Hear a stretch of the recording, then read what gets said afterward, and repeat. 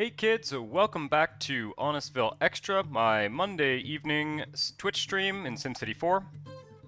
For those of you who are joining on the Twitch VOD or on the stream archive, which will be posted on YouTube, just remember you can also check out the regular Honestville episodes, which come out every Friday, most weeks. And you can also check out SimCity 4 tutorials and stuff like that. And if you're joining on Twitch, then welcome to the stream. Hey, Naxite, welcome. Welcome to the stream. We're gonna get rolling here. I think we're gonna be doing kind of similar to what we were doing last week, just kind of building out the city in this area and that area. I built that big highway exchange there, which I've actually done a little bit of work on off screen. I wasn't quite satisfied with it, so we're gonna go check that out soon. I'm gonna pop out to the regional view quickly here. I think we need to put some avenues in the central city. Well, you know, we can start by maybe extending this avenue here. Yeah, I think this here can be an avenue. Might be fun to also, ooh. Okay, that's a bit of a challenge. Right. Do we have a station that goes over top of an avenue? I don't think so.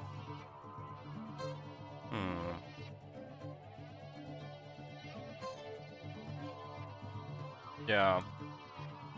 Just see here. Let me see if we have a station that can go over top of an avenue. I don't think we do.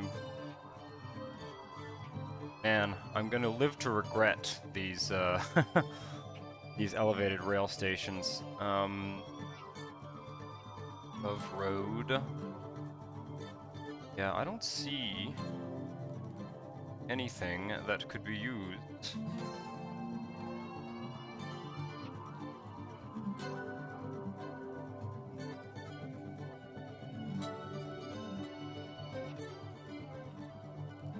Yeah, that's a challenge, because the question is, do I build an avenue out here and then shift this over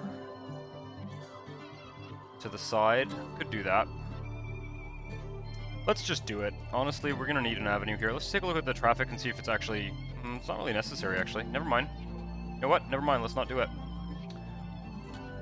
This, however, should probably be an avenue. Yeah, I think so. Let's zoom out here.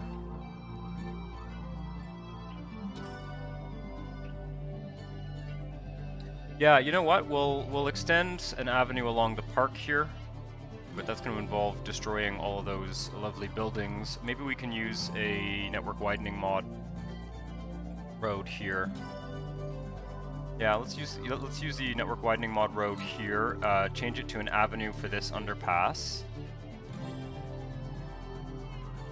I think that should be easy enough to do.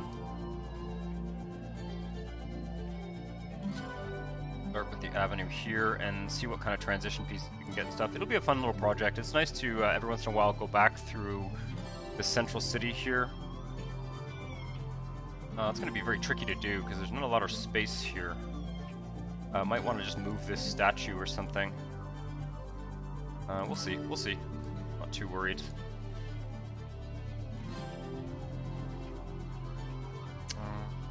That's... And we need a flop.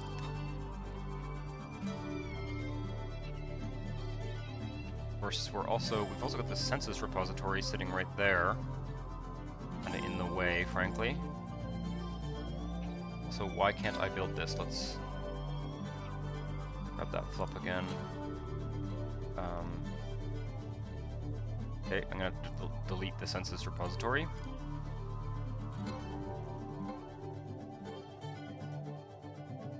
There we go. Ooh. Yeah, that's gonna cause a real problem. I'm gonna see if I can do this without deleting that really nice row of buildings. I think it has to go there. Can this one fit here? No. Okay. Well, we'll see what we can do. We might have to delete this guy.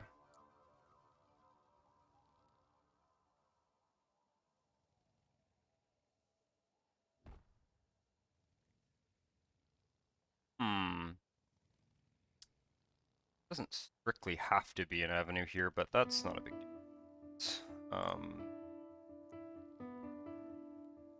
Unless I have trouble with the flop.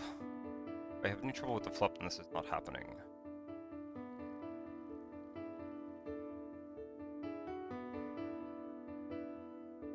Yeah, it's kind of not looking good. This is what's going on here. Okay, ha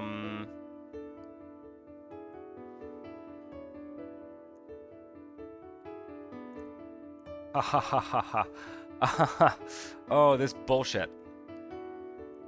Kills me every time.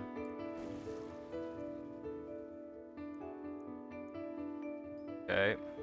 I think the train just needed to be leveled to make the flop work. We'll try again, and if it doesn't work, then I'm aborting mission here, because I really think I might get rid of the slope mod, much as I've been trying to do it. Hey, so we've got Next Play Gaming. Welcome back to the stream.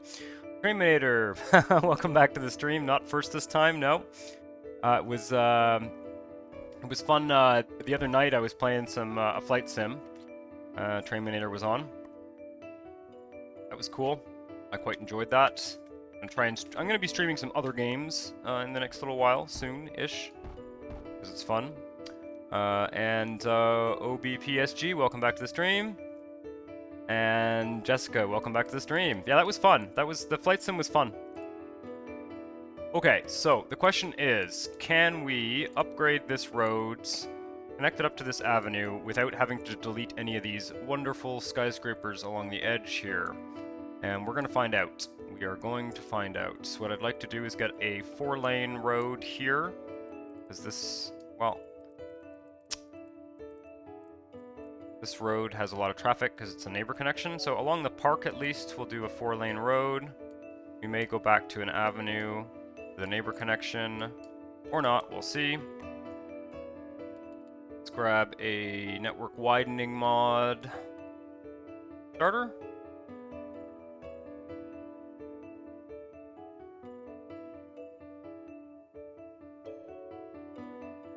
One? Oh, that's 4-lane. Where is it here? Did I already go by it? 3-lane turning avenue, 2-lane avenue. I thought there was a 4-lane road.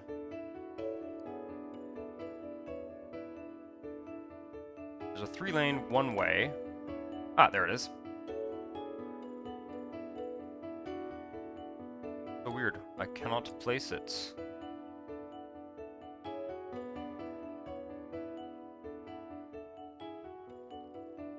I'm just gonna... Okay, I'm just not able to see it, that's all it is. Okay. There we go. It's gonna cause a little problem because of that bus stop. I don't know what... There we go. Okay.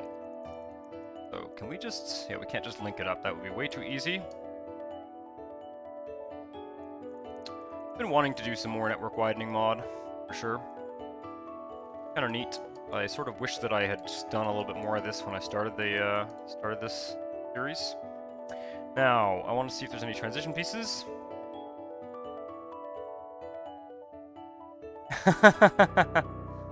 Welcome to the stream, Azaborn. Did you discover this via YouTube or just kind of randomly on Twitch? Out of curiosity. I need transitions. And so let's just go out to an empty spot here so I can actually see these guys. That's... I'm hoping for is a transition to an avenue. Avenue 2 to ARD3. Sure. That looks like what, well, no, that's not what we need, but something like that. Road 4 to Avenue 4. What does this look like? Somehow that doesn't look like what we need. Road 4, Avenue 4, type A. This. That's really weird.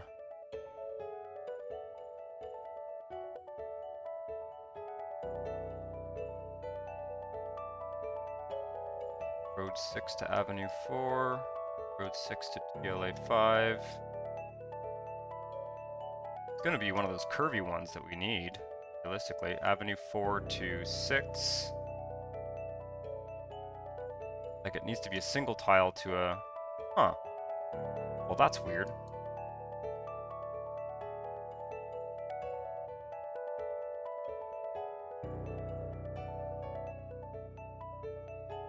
Have you opened a poll on YouTube? I have not yet. I started playing SimCity 4 2 weeks ago. I used to play when I was young and discovered that SimCity was on EA Play on Steam. I searched for a tutorial YouTube and found your channel. Cool. Awesome. That's great. Those tutorials have been, lots of people have sort of discovered them that way, which is cool. I am not finding the transition piece that I need here.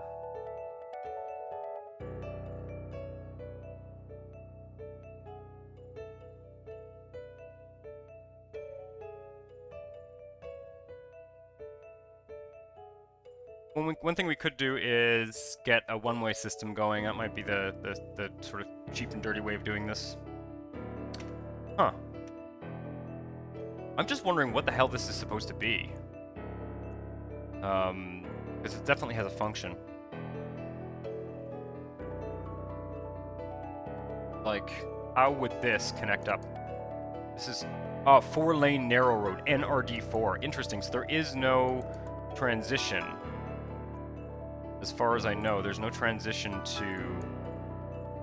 between this one and the avenue. Which is kind of a shame, frankly. Because it would be really useful.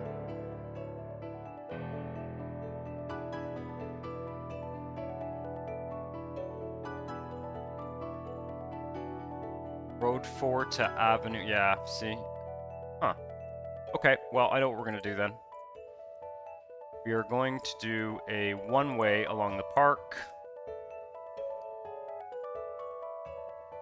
Yeah, no problem, Asborn. Where are you based? You don't mind me asking? Always curious to know where people are watching from. Oh, in France! Ah, t'es français? Parle français, moi je suis à Montréal.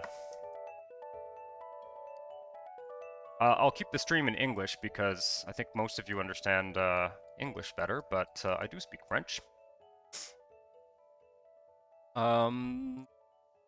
See here. Let's see here. I lived in France for a while. I lived in Aix-en-Provence, in the south of France. What I'd like to do is make this a one-way, then a one-way. The question is how many lanes do I want, and do I want to split up the avenue. So this will be a one-way northbound, and this will be a one-way, maybe this one will loop around here and be one-way the other way. And that, to me, suggests that we won't necessarily need all 4 lanes. We might just go with a standard one-way road. Try that, just to keep it simple. And if the traffic fills up, then we'll think about maybe adding more lanes to it. No, we want this one going this way. Yep.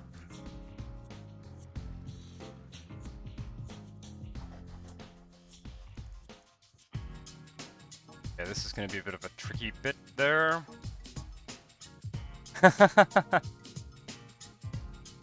I mean, I don't mind English or French in terms of people chatting on the stream, but it doesn't bother me, but it's, you know, unfortunately, the language of the internet is English. Okay, this is going to go over here. We did end up having to delete that one building. Let's see here. Let's rezone all this.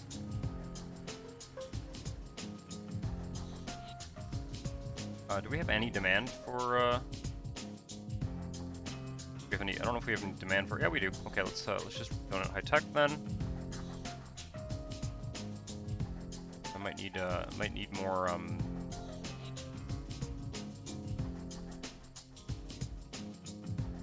one-way road.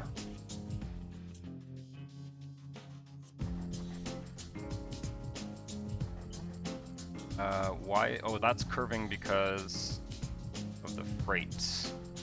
Okay.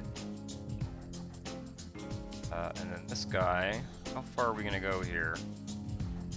That's interesting, I got a little turning lane there. From the drag pattern, I think. It'd be kinda almost interesting if it could join.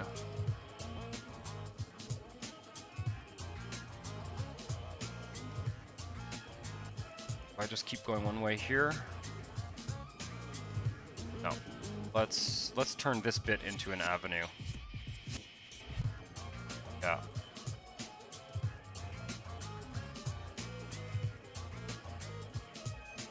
I don't really mind deleting the buildings that are here. Good morning, Missy Echo. We got people from all over the world tonight. And Dr. Frog. Welcome back to the stream. The whole gang is here. Okay, this is going to be Avenue, right to the neighbor connection.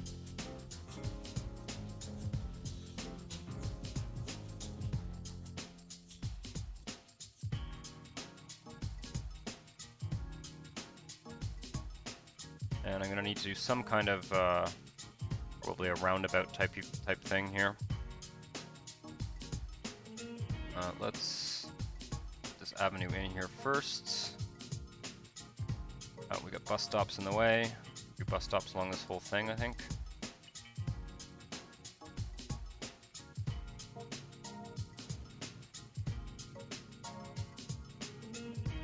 South Ward. So I need to go to South Ward and fix the neighbor connection.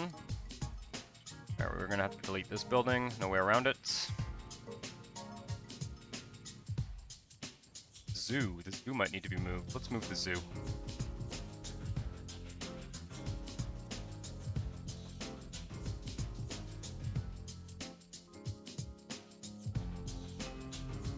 Last 2 streams already, but what's with New City? Oh, I'm gonna start that soon. I am gonna start doing New City soon. Whoa, that's not the zoo, that's the country club. Where'd the zoo go? Do we not have it anymore?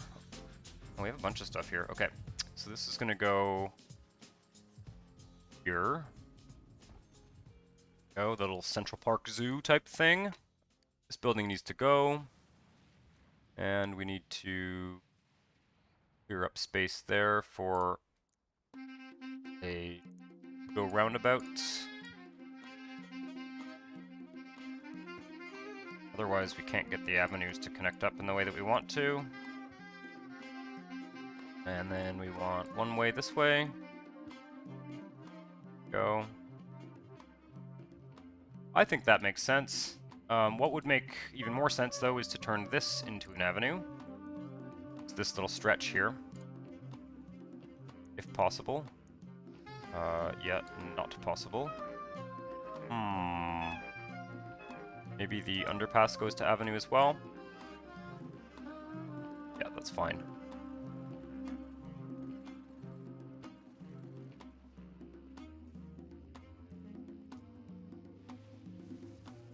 Grab rail, connect that up again. It's a fucking drag.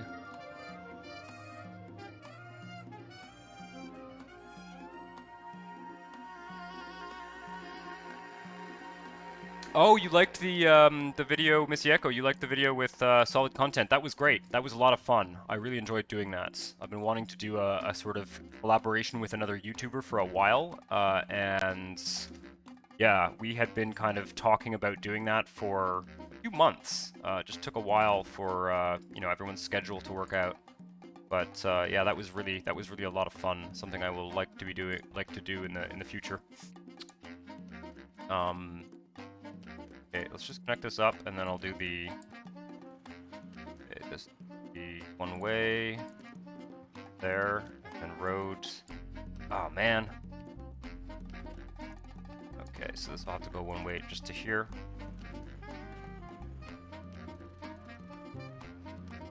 Yeah, it's fine. A little bit of a mess.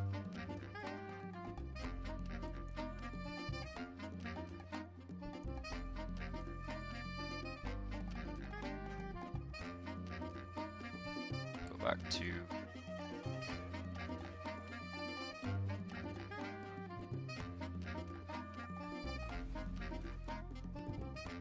we go. And the street here, let's connect up here.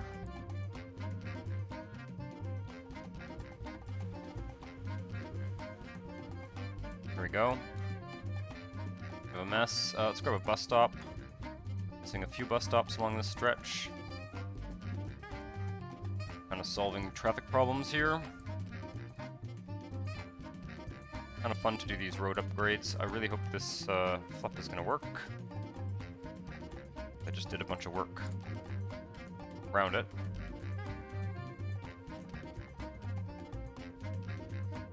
I don't even know how I keep up with the chat. You know, sometimes I do and sometimes I don't. You'll see if I start like focusing on something, you know, that's kind of complicated, then sometimes I sort of lose track of the chat. But I try and keep up with the conversation. It's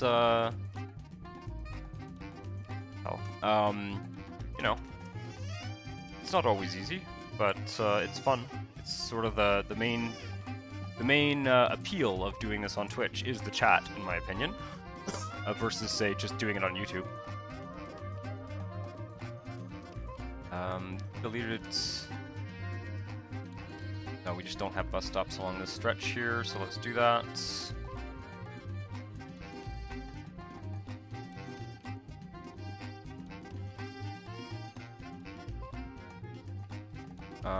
Now, this does need to have some kind of intersection here. Can we do an intersection? There we go. And a bus stop here. That's good.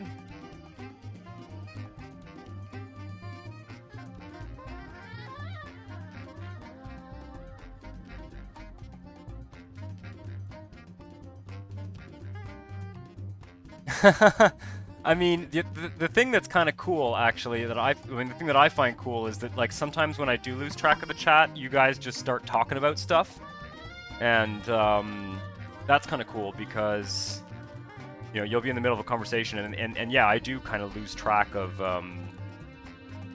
what's going on when that happens, for sure. Okay, let's move the statue. Can I get the statue back, or did I lose it forever? Sometimes you're not able to get them back. Statue there, and we can put a park.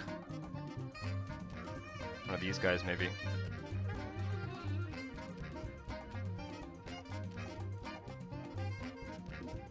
That's a little bit intense. I like these plaza parks, but I kind of wish there were some that had a little bit less intense shit going on in them. They're very crowded. Do that. There we go. Adding a nice little detail to the central park here. Oh, one thing we could do while we're in this neighborhood. Well, let's do the buses along this avenue first.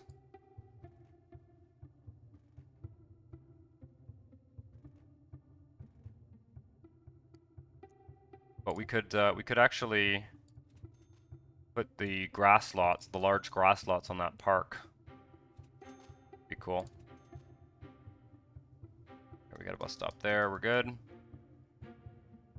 of a bit of a rampage through the city here, but it ain't the end of the world. No.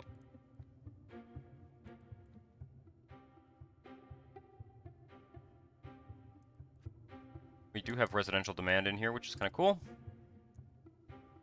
I'm gonna do another one of these.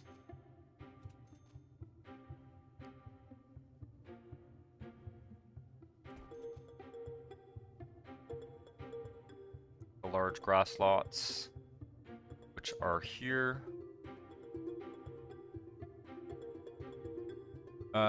Multiple cities with over 360,000 people. I'm still struggling with 25,000 citizens. Well, my question to you would be, what is your mod setup?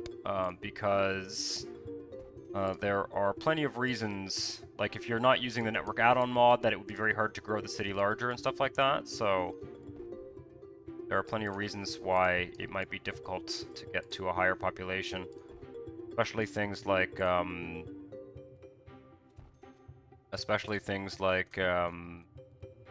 the transit capacity that can be a real hassle when you're playing with sort of a more vanilla setup.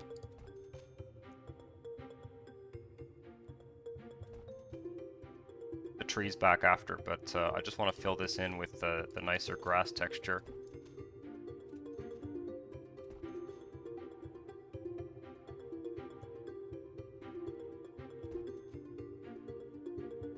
Do some God mode trees after. Come on now. Come back to life. Jesus. Okay.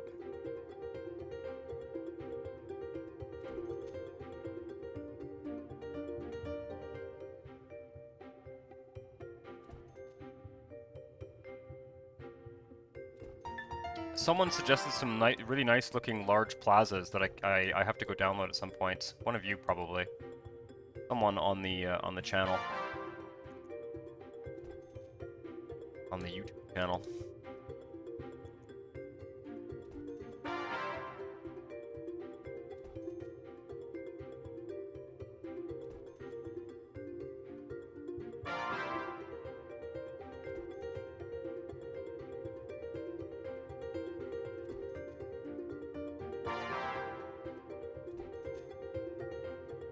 You know what? Let's grab the go 1, 4.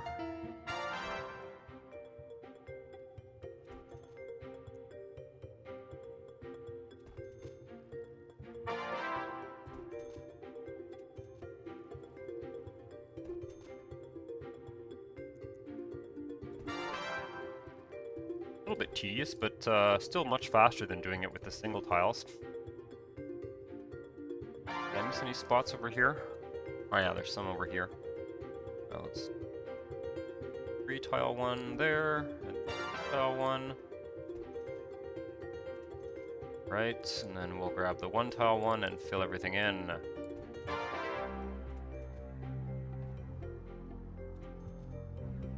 Nice to put almost a little bit less trees, actually, in the park. It gets a little bit crazy when there's that many trees. Might be a good opportunity to see if there's anything else we would like in this park. It is, after all, the sort of central park, so...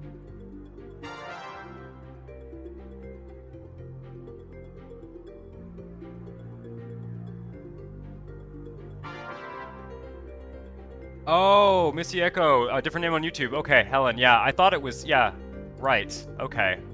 Well, that makes sense. So it was you that recommended the large, those large plazas by, I think it was by Matt, 326B or whatever.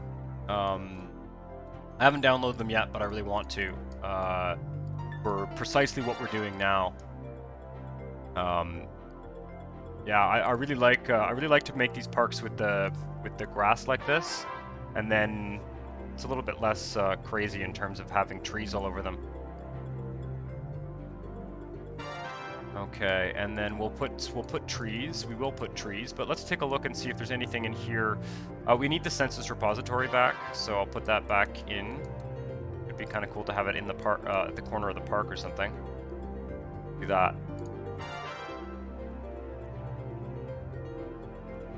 Okay, and then 2. Kind of looks nice in the park. Hope I don't have 2 of those. We do have a tourist trap, a television studio, and a convention center. We also have a stadium, a stock exchange. Man, there is so much shit we need to place in this city. We should do all that now too. I don't see anything else in terms of rewards that I want to put in this park. Question is there anything in terms of other parks? Take a look at, let's put a plaza here. There's the small plaza.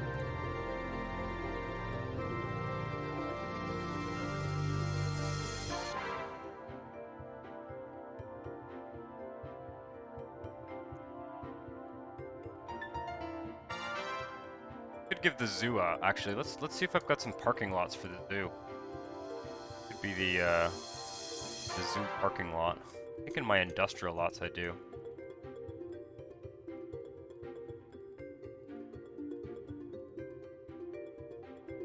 Might even have some transit-enabled ones.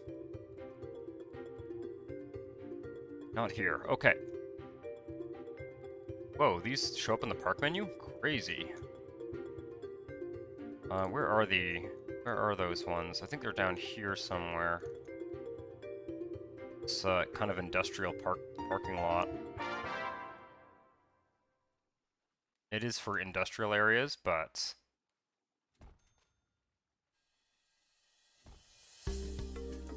does that make sense? No, let's put them the other way around. I don't mind them being a little bit grungy. I think it's kind of funny. Put them this way.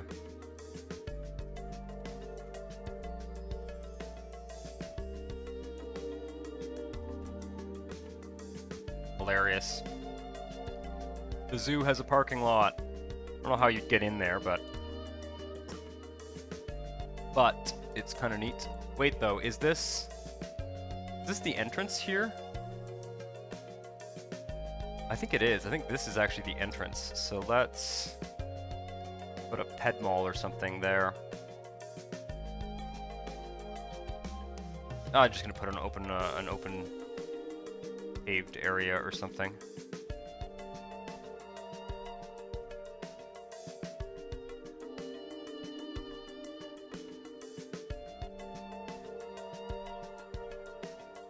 Oh, there is the large tower thing is like a reward that you get when you're when you hit demand caps. It opens up the large census repository, which I believe relieves some of the commercial demand caps, if I'm not mistaken. We have a baseball park here. We have soccer. We have basketball. We're missing a tile there. No, it's one. Yeah. I don't think there's anything missing from this park. We don't have any. Well, we have a gazebo. Medium park green. Let's just throw some God mode trees down.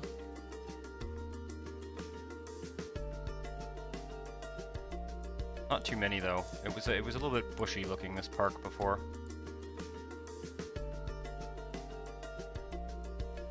There we go. That looks fantastic. Much, much nicer than it did before.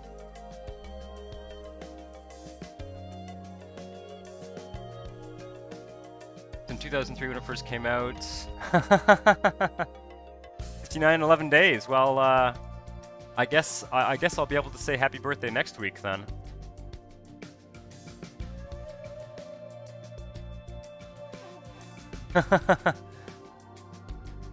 Usual suspect style lineup of sports facilities. Yeah. Yep. Well, I mean, it sort of makes sense to put them all in one area, right? Right. Well, that's all kind of done. This sort of makes sense. I think there will be a bit of a traffic bottleneck there, but that's not a big deal. We've got higher capacity roads. Let's take a look at the traffic map one more time and see if there's anywhere else where I'd like. Probably one of these here should be an avenue. These areas are fairly undeveloped for the time being, so I don't mind doing an upgrade. This one in the middle and this one here. I don't mind kind of demolishing a bit of stuff and whoa. There we go. We will put on this side. Ending the road network. I was never gonna get to this otherwise. We were gonna have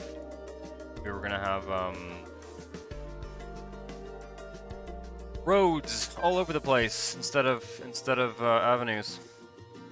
Okay, we need bus stops along here. I think we might be missing bus stops somewhere else as well, but deal with that after. Picked up all the streets again.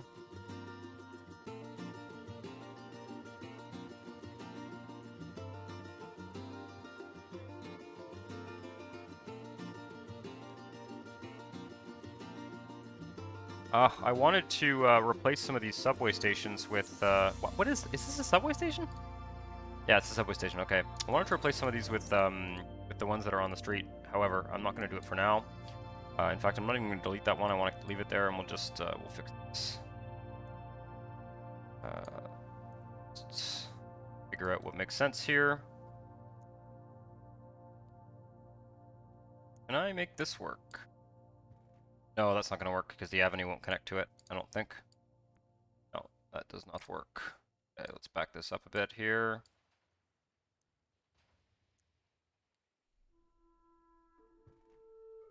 Might need to...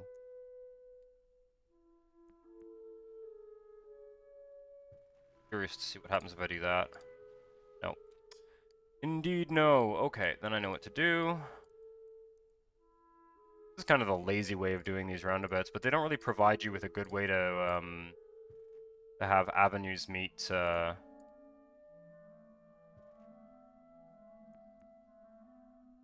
like, they need to come up with some larger roundabouts, in my opinion.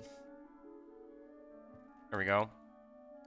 Let's drop a medium flower garden in there. And then we need bus stops along here.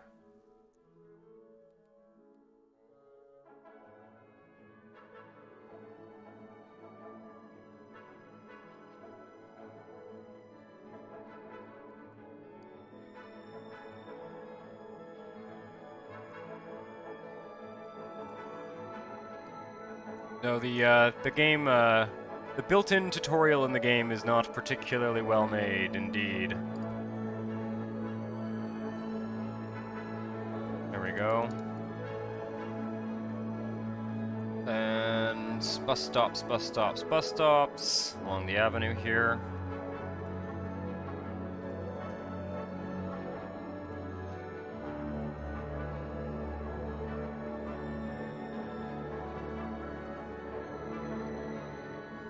That's gonna help. One more avenue upgrade on this side of this park here. Kinda not necessary. You know what? I don't think it's necessary because we have the L train there. So let's just leave it like this for now. Not gonna bother with any avenue upgrades on this side because we don't really have city built up. But that should, those two new avenues should help with some of the traffic that's been building up. You go to South Ward and fix up those neighbor connections. Let's make sure that we're not missing any bus stops on important streets. The bus view here. Kind of annoying, it's not showing me where are the bus stops.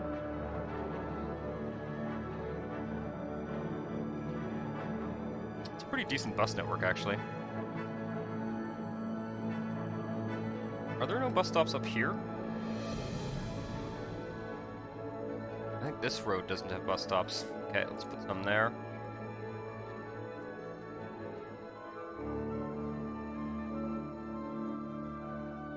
There we go. What I want is the traffic map.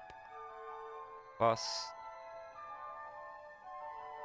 stop in there, maybe.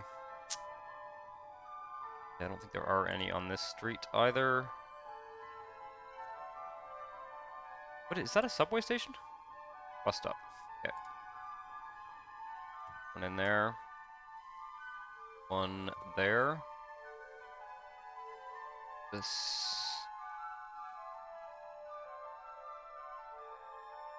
I don't know if there's bus stops along here either.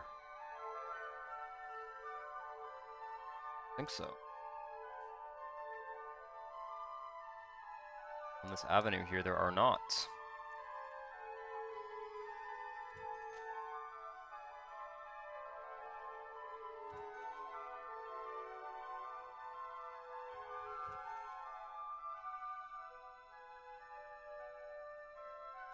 Did I put one near a station? Oh, fuck, that's a bus stop, isn't it?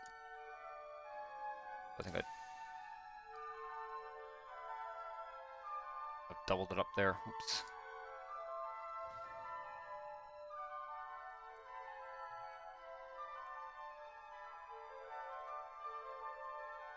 What is going on here?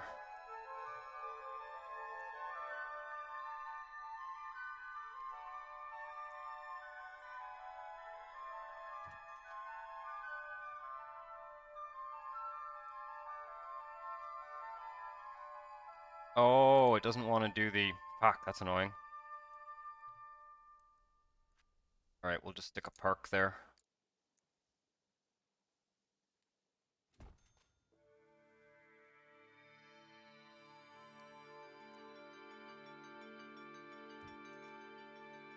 Alright. And there's a subway station that is a bus stop there. Okay. Be kind of cool to go over and replace those subway stations with the ones that go in the streets. The ones that go... the road top ones, that's what they're called. I don't feel like doing that right now, though. It's going to be a little bit of a long and tedious process. So let's just move on. You only use the network add-on mod.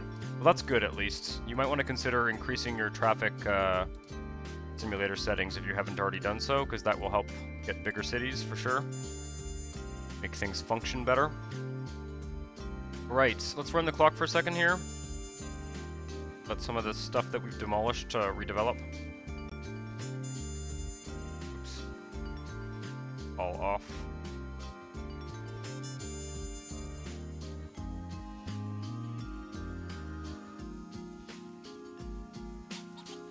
Yeah, the radius doubler is handy. It makes the game less tedious to play. It does, however, make the game a lot easier. It takes away all of the money challenges, for sure. So it's I would completely understand people be hesitant to use it because it does make the game. Oh, what the fuck? Never got connected. Can I just drag this here and connect it? Yeah, that'll do. That'll do for now. Is this... Yes, okay. Let's double check, make sure that all these flups are functional. Yeah.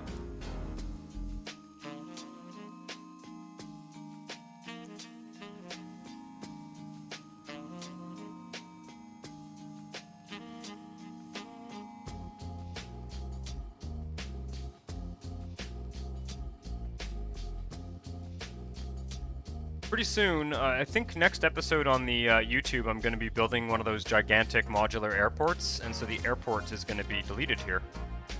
And something else will go into this area. Boy, we've got a lot of empty industrial lands. Not really being used up. Oh, that's dirty industry, that's why. That's okay. Right, I think we'll fill in this area while we're in this tile. Might as well. Got some demands. So we'll fill in the rest of the... Finally fill in the rest of the Honestville tile. Roads kind of extend out here. Something's going on here that's not so great. I don't know what happened here, but this needs to be...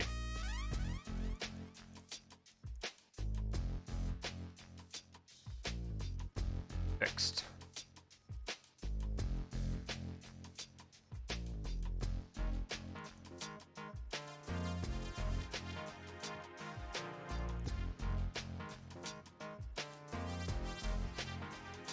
Definitely need a road here.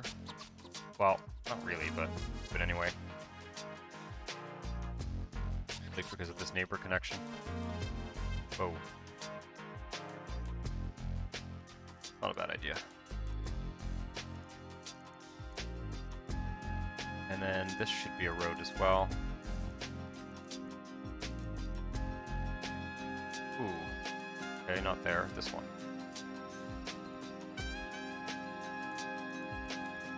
What the fuck? It's... things...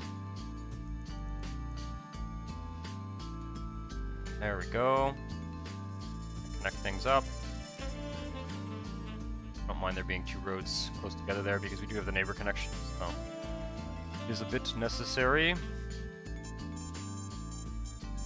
And this guy here should connect up there. There we go. And I think we've got enough roads here. So, start making streets, make sure we don't fuck up the power connection for the neighbors. I'm not going to bother with another flup here, probably should, but I'm not going to bother. Right. This. Well, that works.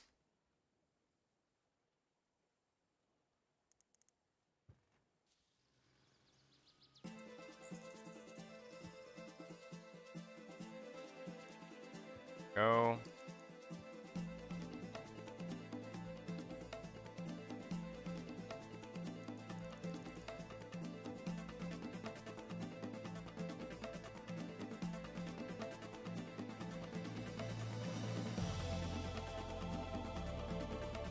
Gave the name Slapdash Acres. I do not remember. It was quite some time ago. It was kind of a neighborhood I had thrown up somewhat quickly, I think, and that's so, you know, I think it's a good name though. It's hilarious. I have no memory of who it was, but yeah, it is a good name for sure. Here, bit of a tighter street grid than we sometimes have, and there we go.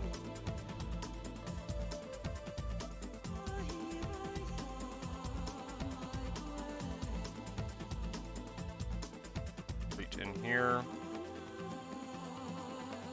and I think I can actually put some more industry here. Won't develop for the time being, but just for the future. And the rest can be developed. Probably will want some commercial. Let's do the commercial kind of in advance. I keep forgetting to. This can be commercial.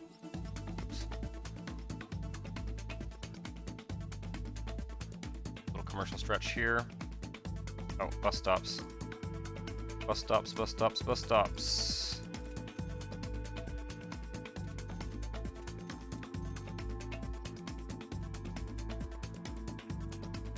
Careful not to fuck up those neighbor connections.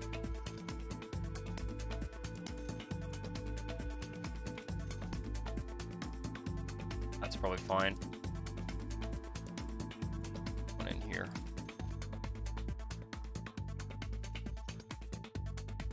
Right, now, commercial.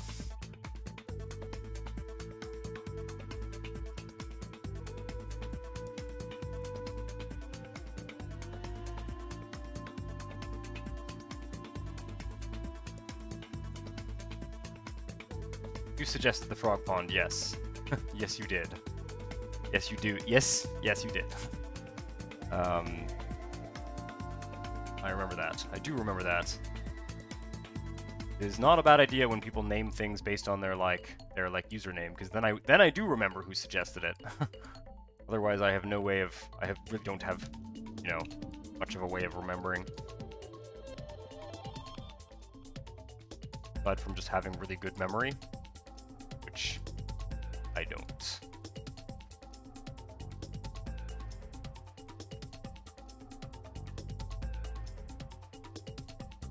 That'll do for commercial, I think, for now. Well, in fact, there will be some traffic on these roads as soon as they get connected, as soon as there's neighbor stuff going on.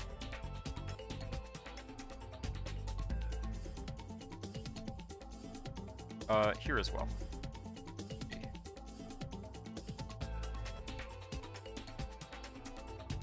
Need a fair amount of commercial in this file.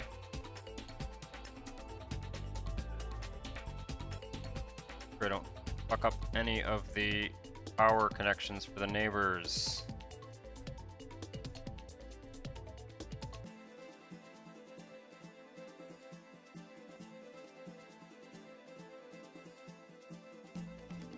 Now there's empty space here. I'll leave it, I think.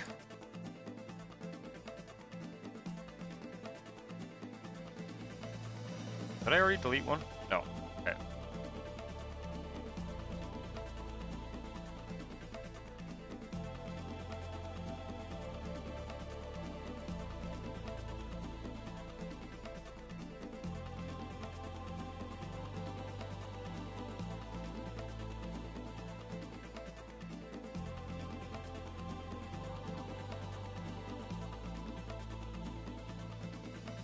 Fine.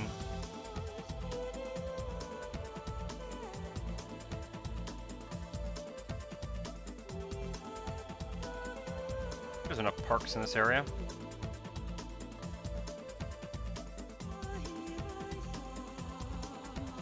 Pretty much have to determine where the stations and intersections will be ahead of time. Overall, not very flexible. Oh, the trams. Yeah. Not super flexible. They're not that bad, actually, if you build everything kind of in advance, but yeah, they're not, I don't find them that fun to work with, so to speak. They're a bit of a hassle. There is, if you're interested in getting a sense of how it works, as a Vorn, there is one of the Let's Play videos, I think it's even just called Tramways or something, where I spend, you know, at least 20 minutes working on it, sort of recorded. So if you want a little bit of a demonstration, then there are videos. There's one or even two videos on in the Honestville Let's Play that sort of demonstrate the trams. I'm probably gonna do a tutorial on them.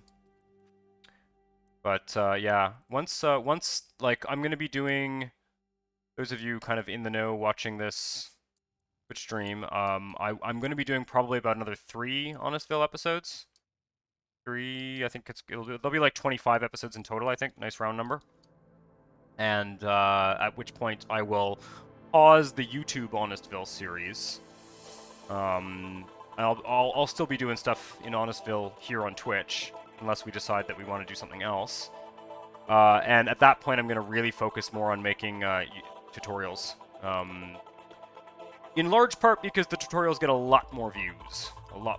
So as I'm kind of developing the channel, a little bit more interesting for me to do tutorials. You know, I very much enjoy doing the Let's Play videos. So it's something I will continue to do in various ways. Like there'll be a new city Let's Play, but I do every once in a while. I have to put those series on pause. I can't just make an infinite number of episodes. An announcement. I might mention it in passing. I still want to do at some point. I haven't gotten around to it, but I want to do a channel update video where I talk about kind of what's going on in the channel in general. So there will be some kind of updates for sure on the YouTube channel. But yeah. Yeah, it just what I'm starting to find is that it makes like these streaming sessions kind of make a lot of sense. Oh, Azaborn, thanks for tuning in. I will be doing probably, I keep saying this, I will probably be doing more Sunday afternoon live streams, which will probably work better for European viewers. Make a community poll. Yeah. I mean, I might use a community poll at some points. Oh fuck! You know what I forgot to do is get you guys a Discord invite tonight. Damn, I was gonna do that today. I gotta find a way to do that. Could just do it on YouTube. Make a 24-hour Discord. Sunday sucked for you. Well, Missy, I'm not gonna stop doing Monday nights.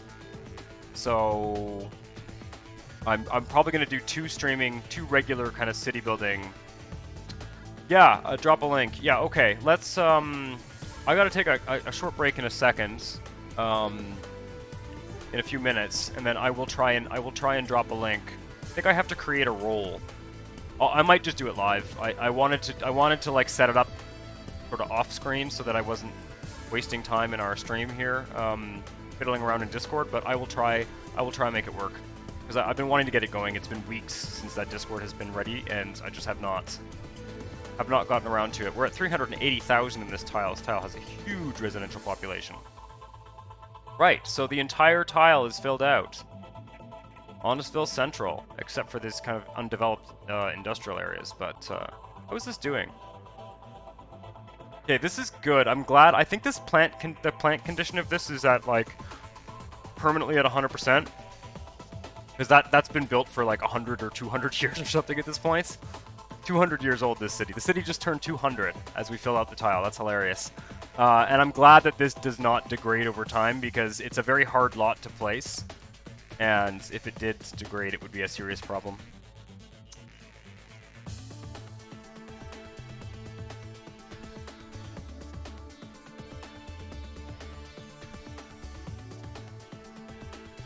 Yeah, teaching people how to play a good game is a bit more scalable. Is a lot more scalable method of providing entertainment than just streaming it.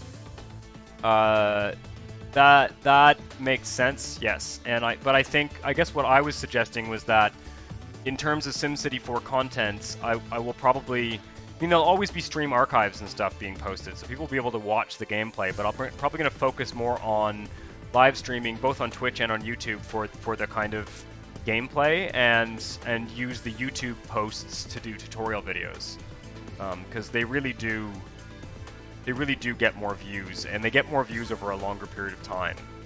And if I do more like Let's Play series, they'll probably be shorter, more like 10 episodes rather than like 25 episodes. But we'll see. All that's sort of in the air. I'm open to experimenting with different ways of doing things as well over time. Okay, road traffic. Interesting. The traffic seems to have sort of concentrated on the avenues, which it often does. That's good though. That's fine. I don't mind if that avenue is. Well, that's a one-way there, actually. Yeah.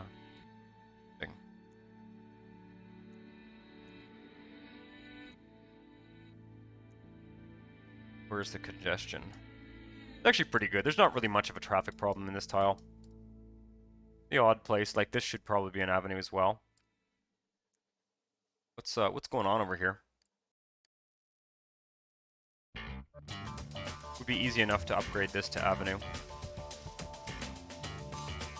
A weird, kind of a bit of a weird setup there. I'm not going to bother. We've done enough of that for one episode. Okay, I have to take a 2-minute break, so I'll be right back. Find something to zoom on here.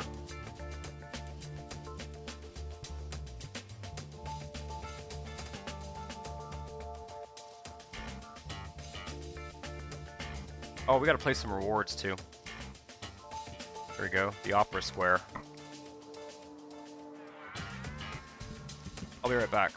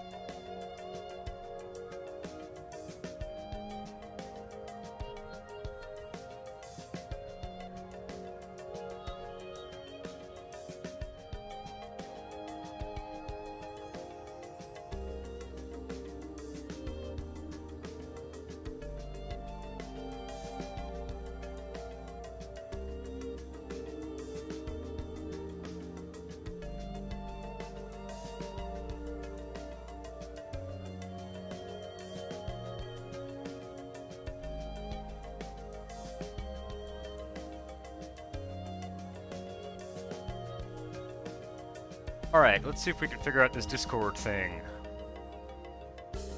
It slid to the right, yeah, my mouse is kind of weighted in such a way that if I'm not careful when I leave the computer like that, it'll sort of, the cable will pull it over, so that's what happened there. I glanced over and saw it and came over and fixed it. A very silliness. Okay. Right, so, Discords. I should be able to do it quickly. So, my screen will probably go black for a second here. Unfortunately, a little bit hard to... Oh, what a drag. Okay, I'm gonna just load that up and we'll play a bit while it loads up.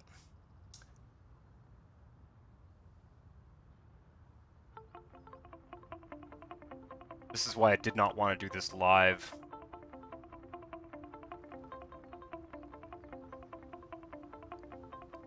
Let us place the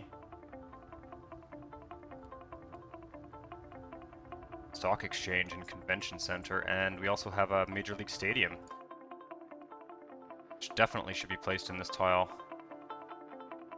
Maybe one of these parks should have a Major League Stadium in it.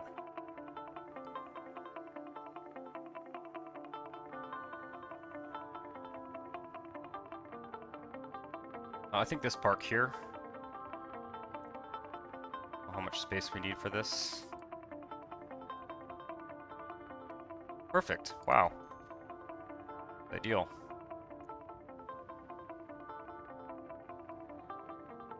You know what, though? I kind of want it to face the corner. I like it when it faces the corner.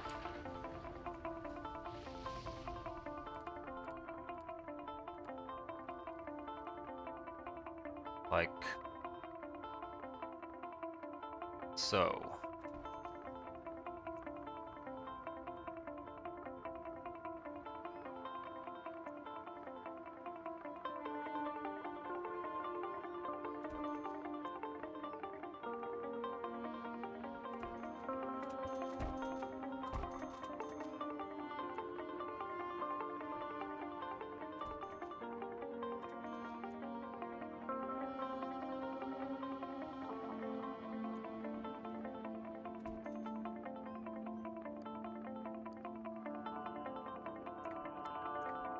Okay. Hang tight, guys. I apologize for the kind of having the desktop showing here.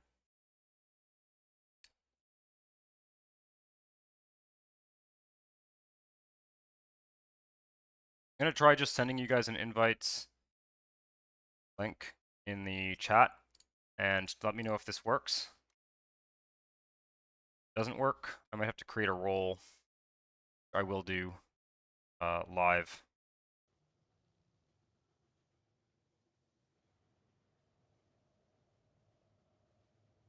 Live across a lake from a baseball stadium, so he'd walk out from time to time and find a new baseball in his yard. Hilarious. That's actually really funny. Anyone watching, well, and anyone who has that link, you should be able to just follow that link and join the Discord thing. If it doesn't work, it means that I have to create a role in Discord, which I will try and do. It works. Cool. Awesome. Right. So I've created a few little channels in there, for various things.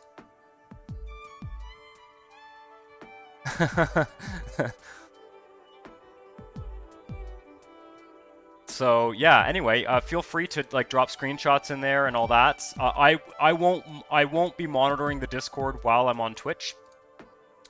That is a temporary invite as well, so you won't be able to like share that invite to other people. That's just kind of a discretionary thing I'm going to do from time to time on Twitch.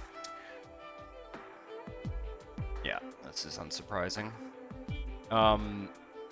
Right.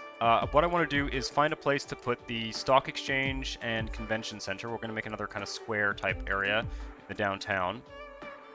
So I won't be monitoring the Discord's chats during my stream because it's kind of impossible for me to do so.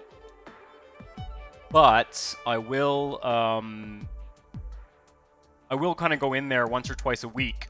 So it's sort of a place where people can, the idea behind it, and let me know what you think of this, but the idea behind it is it's sort of a place where, you know, people who are fans of this channel and my content can ask questions, post things, post screenshots, discuss, you know, I think it sort of makes sense. Yeah, I guess the reason I thought I might need to create a role is that the only roles in there right now are related to the Patreon. The idea behind the Discord in the long run is that it becomes a source of revenue via Patreon. So in general, I will not be like giving free access to it. I'll be kind of using it to incentivize people to support me on Patreon. But you know, I do want to get some people in there and get a little bit of a community going there. So I like Tunisia Gardens for the stock exchange. If not, this is kind of a bit too big. Yeah, let's put that somewhere else, and on the edge of the commercial hub of the city. Stock exchange. This fits nicely here. Parking lot in the back. That's good. I feel like a stock exchange would have an underground parking lot. It's a bit silly for it to have an above ground parking lot. That's kind of cool. I don't really mind how this building sort of blocks the view of it. But you know what? Let's delete that and put an open paved area here. There we go. And the stock exchange becomes sort of a major fixture of this whole square. And then let's find a place for the convention center.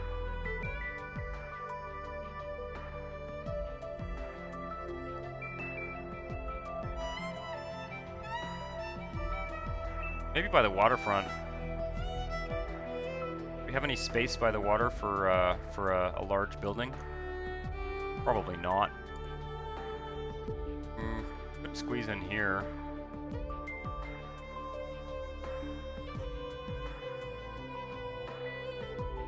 Or by the airport.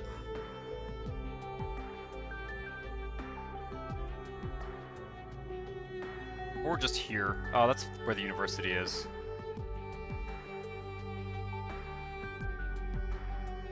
Could be on a major road of some kind. Maybe here.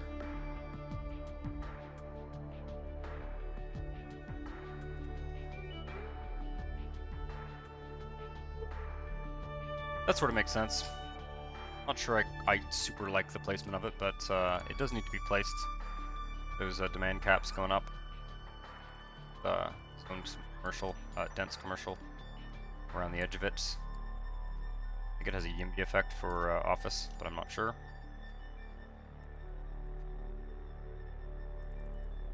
That. Go. Extend the commercial area around it.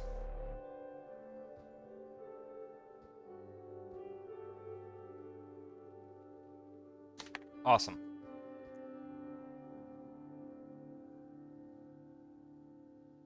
Should create a channel in there for good mod links that we can use. Awesome. Yeah. No, good idea. I will create a channel in there. Yeah. Can you, Missy Echo, if you want to drop that in the channel suggestions channel, then I'll remember to do it, because that's very easy for me to just do. I don't want to do it right now, because I don't want to be poking around in Discord while I'm playing. But yeah, that's a great idea.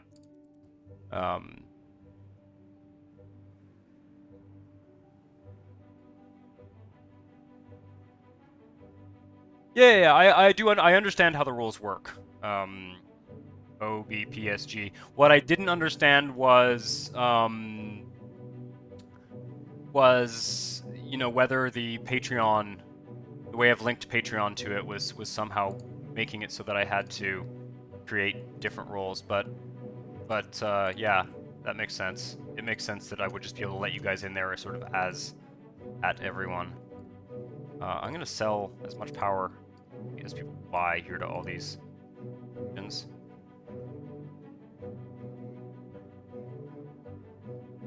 I don't know why I'm importing garbage, but that's okay. I'm exporting and importing garbage, which is kind of crazy.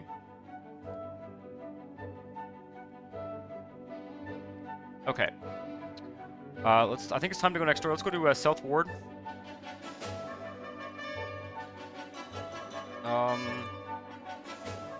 Get rid of this commercial demand. And then go to South Wards and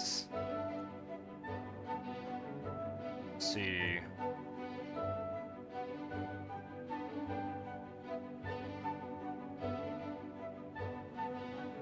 Yeah, I don't know how to do the integration with Twitch. I'll have to look into that. I'll have to figure out the Twitch integration next. For now, it's just Patreon, but yeah.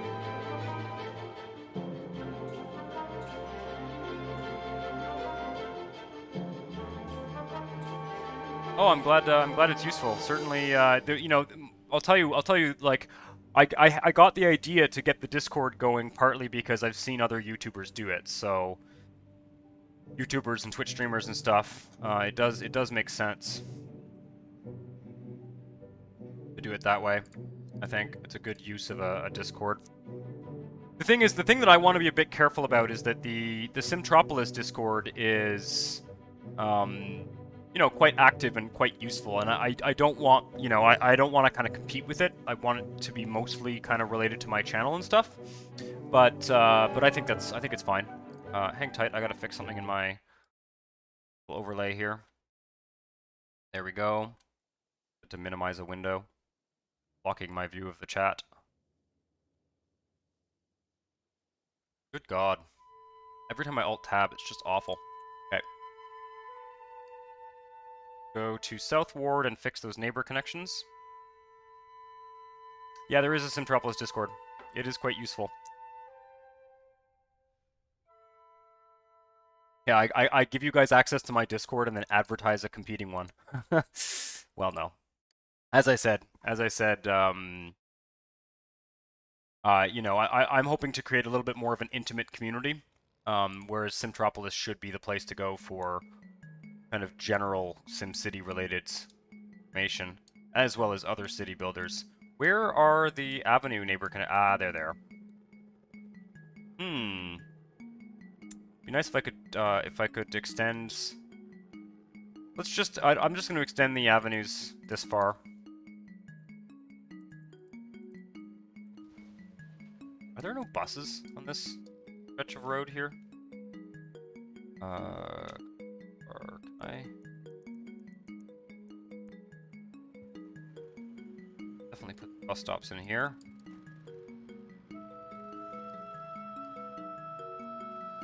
We can do some development in South Ward as well. Kind of a suburban area in the south.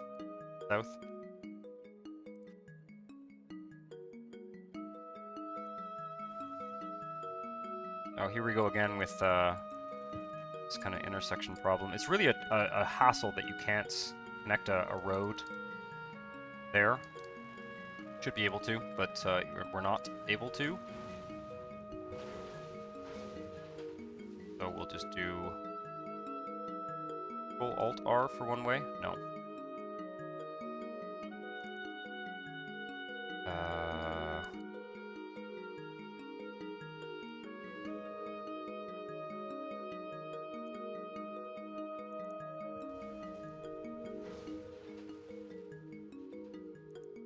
No.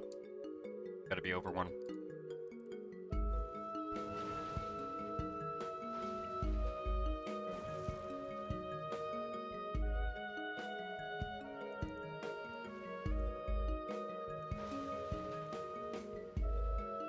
That's kind of crazy. Yeah, okay, like this. Big roundabout. Kind of a lack of parks in this area anyway. Alright, everything works.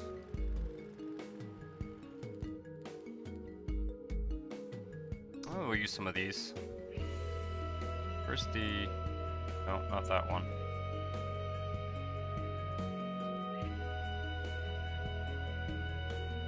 The corner one. I like the corner one. Okay, that one would work well.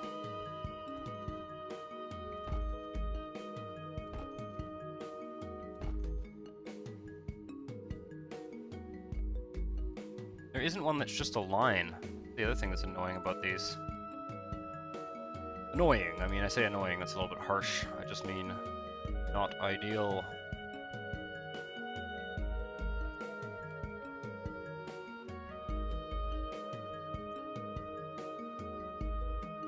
Yeah, there's not enough of these that are kind of empty, that have empty space in them. That's what I don't like.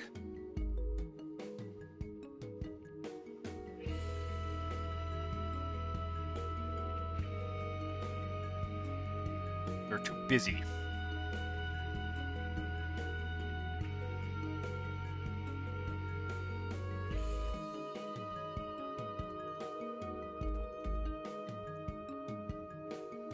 Let's grab a plaza in the middle. That's an open paved area.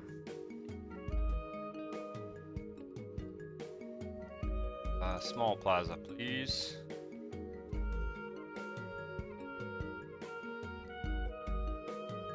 That's also a missed opportunity. They could have made the paths on these the same size as the plaza one, but I guess it doesn't matter.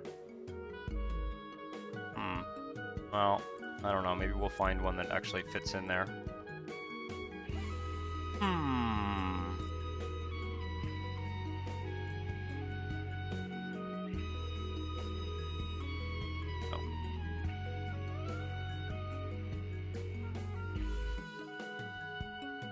The rest of them. There we go.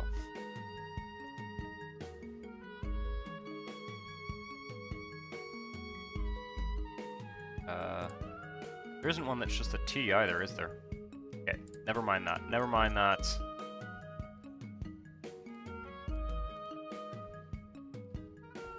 There we go. I like that better. Nice visibly open space in the middle, in this kind of like, you know, somewhat coherent path area. I like it. I like it. Raminator, well, thanks for hanging out.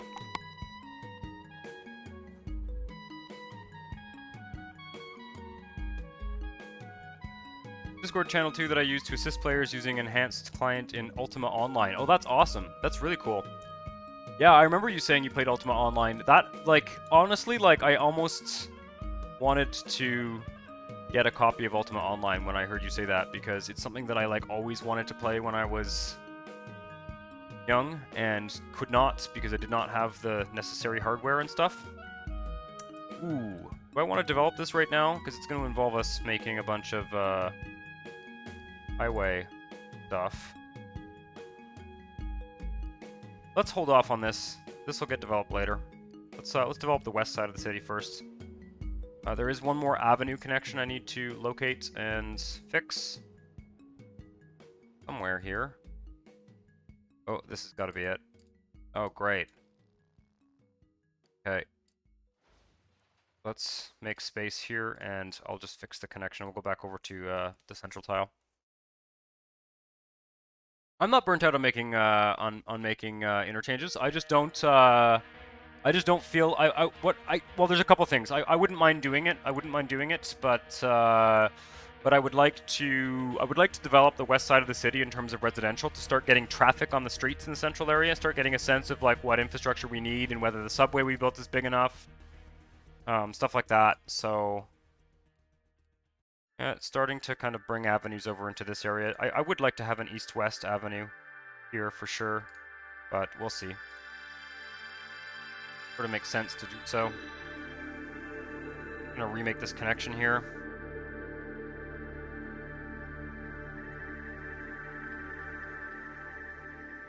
Oh, you like that, Parker? Looks great. Yeah, I guess what I struggle a bit with in terms of the Plaza Parks mod is I find that they're lacking open space. I guess that's what I've been saying this whole time. That's what I've been sort of trying to express, is that they're lacking open space. So that's why I liked, you know, I put the other plaza in there. Didn't like the look of it, and ended up going with the open paved area. I think it looked better. But yeah, I'm glad. They work best with other parks that provide more open space.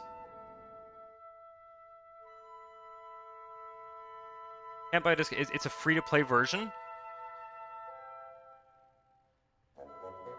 Are you talking? You're talking about Ultima Online? Yeah, I would love to download it for sure. That's, I mean, obviously, I don't know if it's on Steam or where it is. I'll figure that out. I'll figure it out. Yeah, I won't have any trouble figuring out how to get it to run. I mean, I'm sure, I don't know what there might be, uo.com. Cool. Yeah, I would love to check it out. I don't know if I have a lot of time to, like, really invest in playing it, but I would love to, shit. Look at the transit mode. Let's connect that up there. But a bit tedious going back and forth between tiles here, but we'll get it done quickly. I'd love to at least check it out, you know, create a character and screw around a bit in there.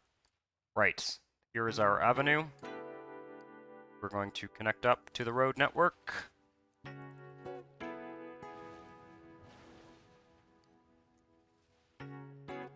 I guess we can put another square here. Play around with the parks more. Probably run the simulation to let some of these residential areas fill back up as well. God damn it. Stop. Move that bus stop over here right away. There we go. And this guy as well is going to need to be moved. School that needs to be moved. Smaller one here, maybe. There we go. Problem with UO is it's going for 24 years and there's no user manual. Is there a, is there like a wiki for it or something? Gotta be something, right?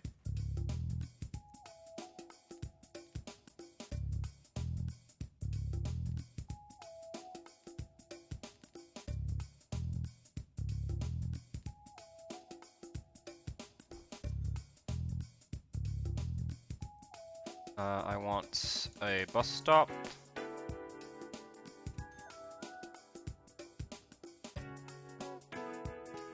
Let's connect these up again. And there we go. Beautiful. Yeah, the road network makes a lot more sense now in this area. The 2 avenue connections. Let's run the clock a bit just to let some of the residential... Oh, I didn't put the school back. Shit. That's not good.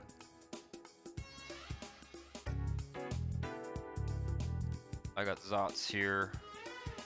I don't know why I have Zots, actually. Whatever.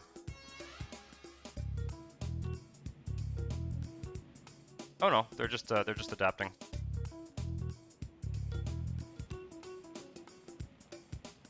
You wrote the initial guide for the enhanced client to help people navigate it. Cool. That's awesome.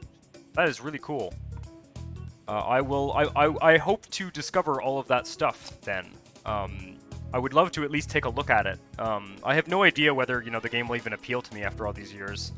I'm sure it's a cool community. I wonder whether I will be into it or whatever, but I would love to get, like, just see what that world is about. I'm genuinely curious. Look at how those, like, parking lots line up there. That's kind of cool.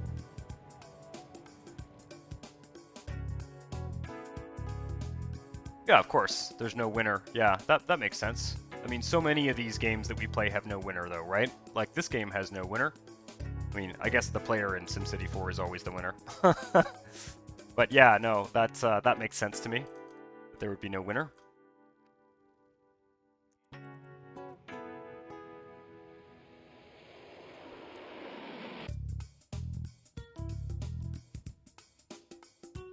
Got a book from one of the developers about programming in general, and he pointed out that it's still a lot like the basic Ultima games. I'm sure there's still a considerable difference, and the poor guy had to remove a really cool feature because players broke the game with it. Huh. Interesting. Interesting. Okay. Let's go over to Southwest Ward now, where that new highway interchange is done. I'll show you guys what I did to it, because I did make some changes since the YouTube video.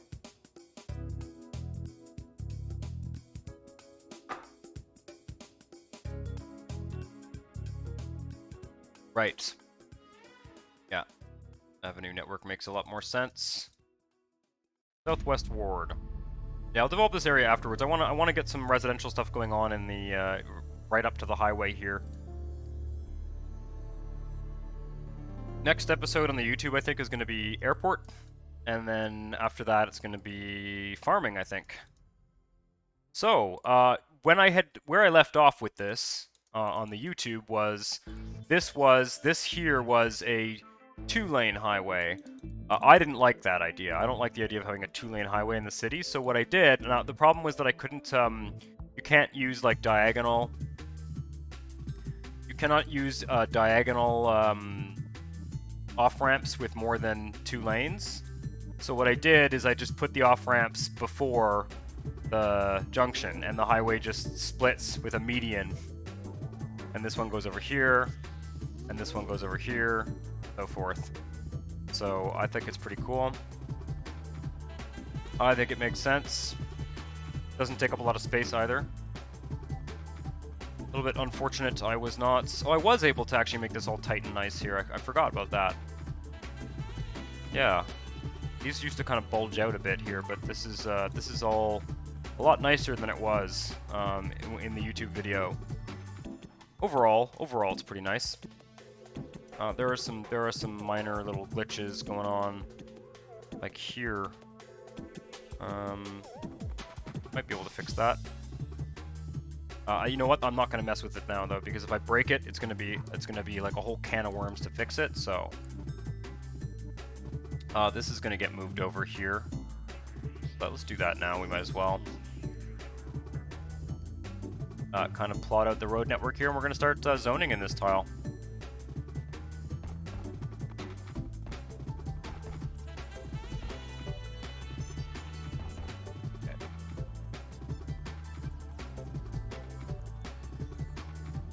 They made a few animals go extinct in the game when that wasn't an intended goal. Huh, interesting. That's kind of neat. I mean, that's an interesting fact. How long ago was that? The stuff that you're talking about?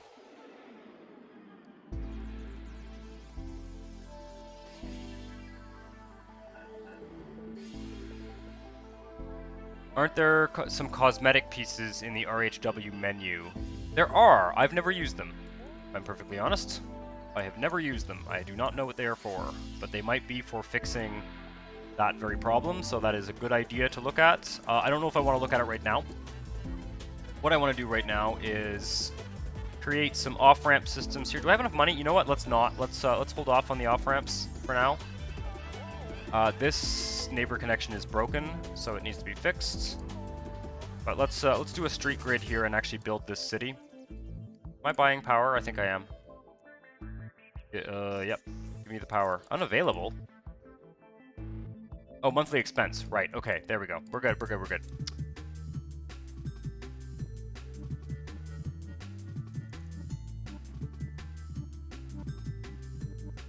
Put a road like here. You know what? We can build right up to the highway. Can we? No, let's not. Let's not. Okay. Road go up here.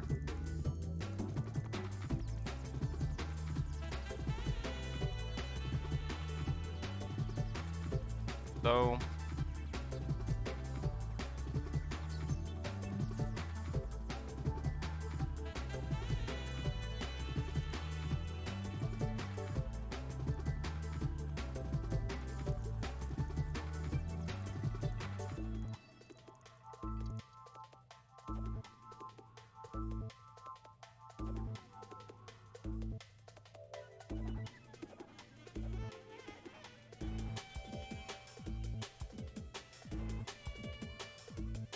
Remembers how he broke the entire highway trying to fix it at one time. Yep. That is the thing. That is the thing that happens in this game.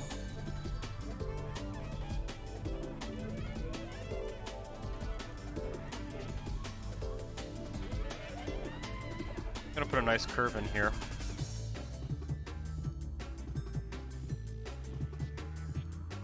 Grab one of the multi-radius one here. Do here.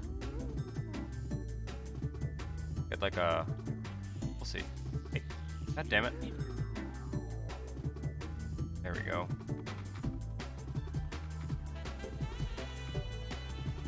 Let's... No, that should be fine.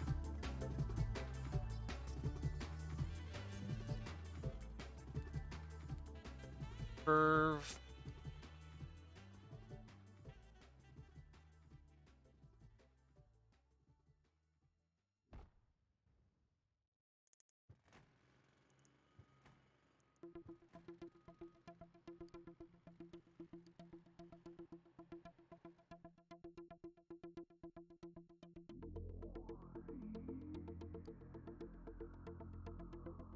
And 6, like that.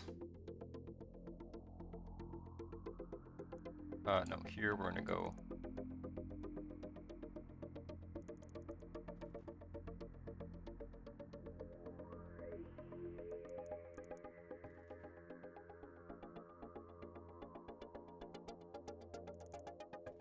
Sure, if there's any reason to have this be curving over like this, we'll just do the regular intersection.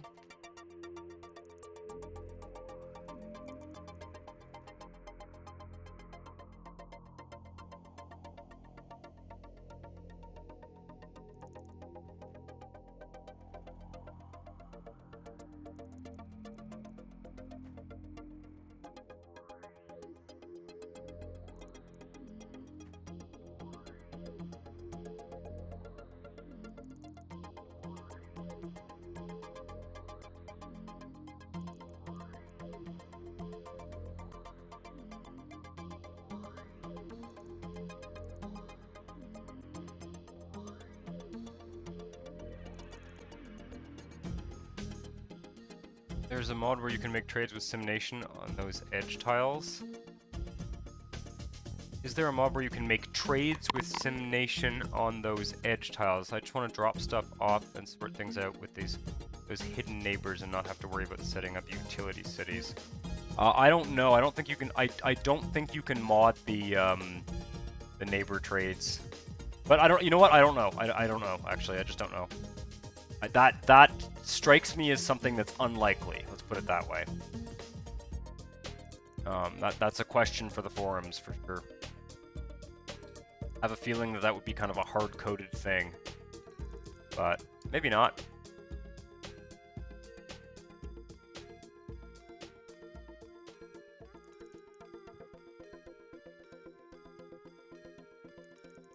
No.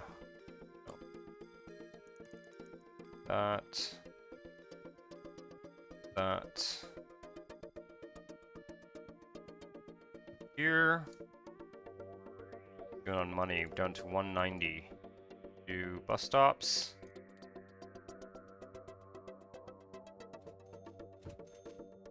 Have to make sure that we don't unplug this city.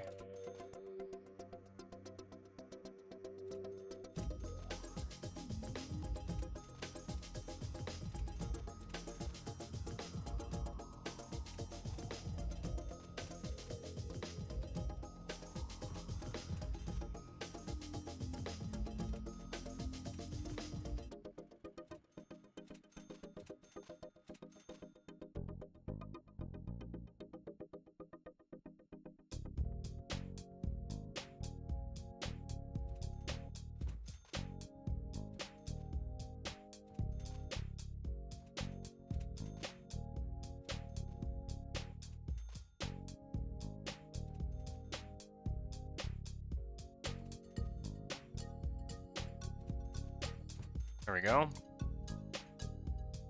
I'm gonna fill this all in with residential for now. Is there a subway line coming into this tile? I don't think so. Check that. I have no idea. I thought there might be. It's not above ground anyway. We don't have enough money to be building subway, honestly. No, there isn't for now. Okay. Fine, there probably should be.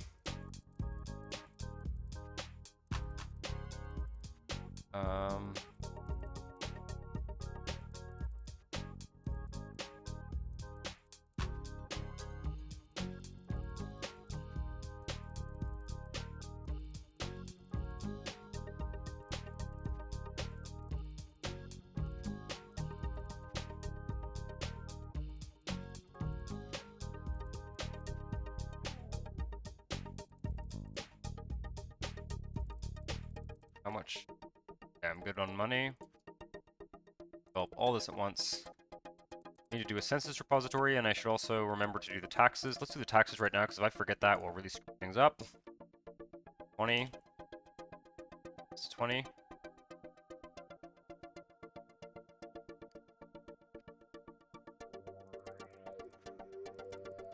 Like the regional population, I wonder what we're at. Wouldn't be that different from making neighbor deals in SC 3000. But it could definitely be a lot more difficult to implement in the SC4 engine than it might seem. Yeah, I just don't know. There are things that are like hard-coded in the .dat folders, like in those archives that are like the main game data. As I understand it, some of that you can fiddle around with, some of it you can't. So I don't know. I don't know. I'm sure. I wouldn't be surprised if someone had tried, or if someone had at least asked the question and discovered whether or not it was possible. But I have no idea how you would go about doing it, or if it's possible.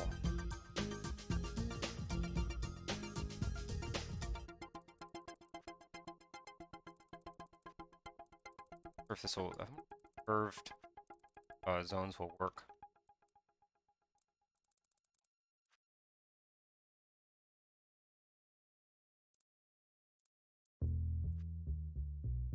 Oh.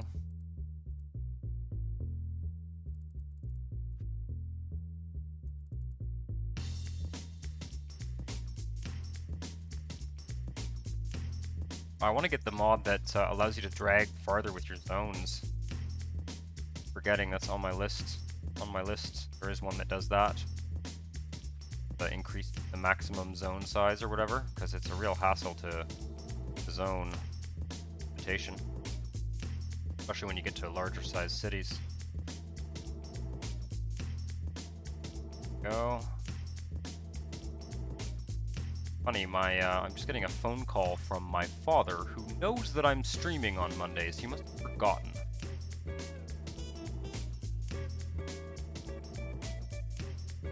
Quite funny.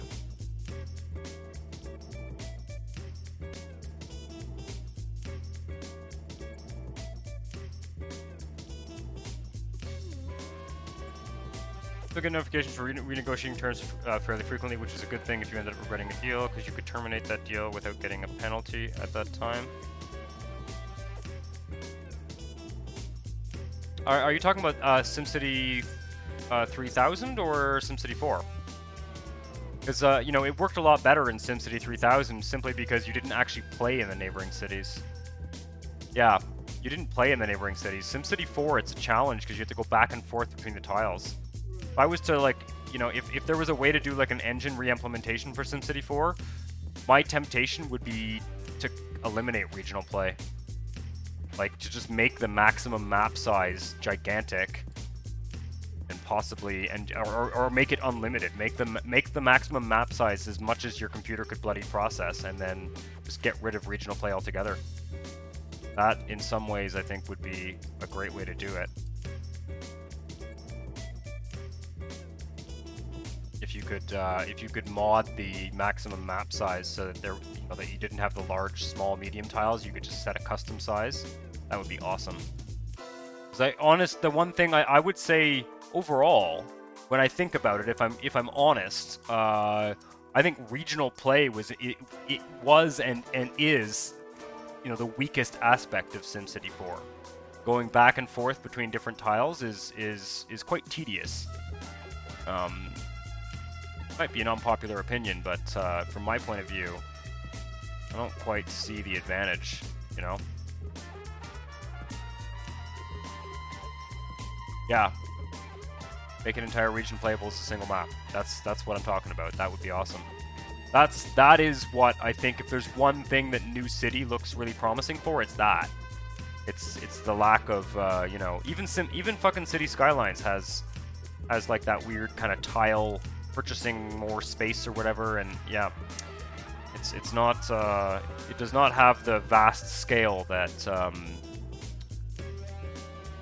New City seems to be trying to achieve. So it'll be interesting to see how that works out. So far, I will be playing New City again soon, but so far I gotta say there are some playability kind of quality of life issues with the game. Overall, which which I'll be interested to see how those have progressed when I do my Let's Play. My second Let's Play in that game. It'll be interesting to see how those have progressed and whether they've gotten to be more tolerable. Because the road design thing is really a bloody hassle. Okay, that's looking pretty good. Might be not a bad idea to look for a spot for a park. Maybe two. Let's pick two tiles here. We can do one here. Small-ish park.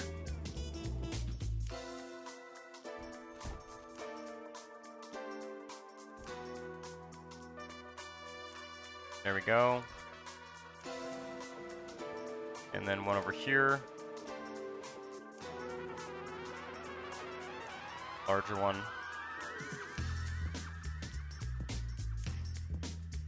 Multi-city play kind of got forced on players to the detriment of other aspects of the core experience in 2013. Yeah, I haven't played. I had very little patience for playing any amount of that game.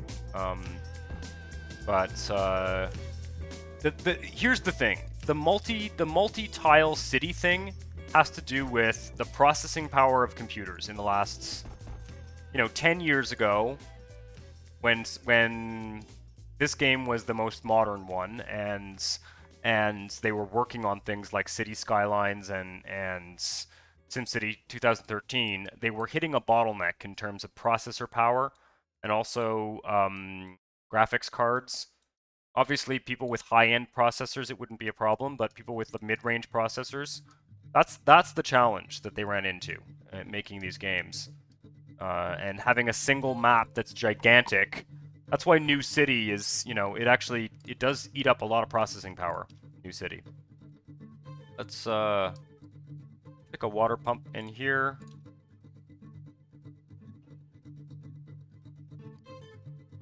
What are we doing? 80,000 in terms of money. I'm gonna drop some schools and stuff in this this tile.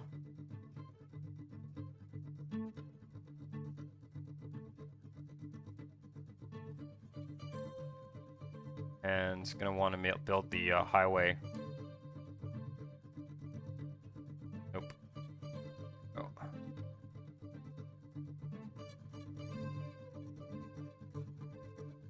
There.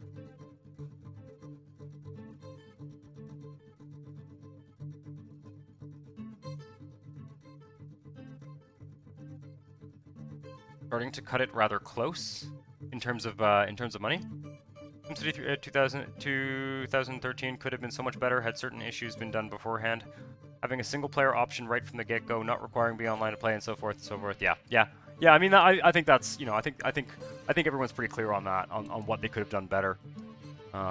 Surprisingly, it really would not have been that hard to to make it an interesting game. But I guess my broader point was just that once you get like more complex three-dimensional cities, like the generation after SimCity 4, it becomes very, very difficult to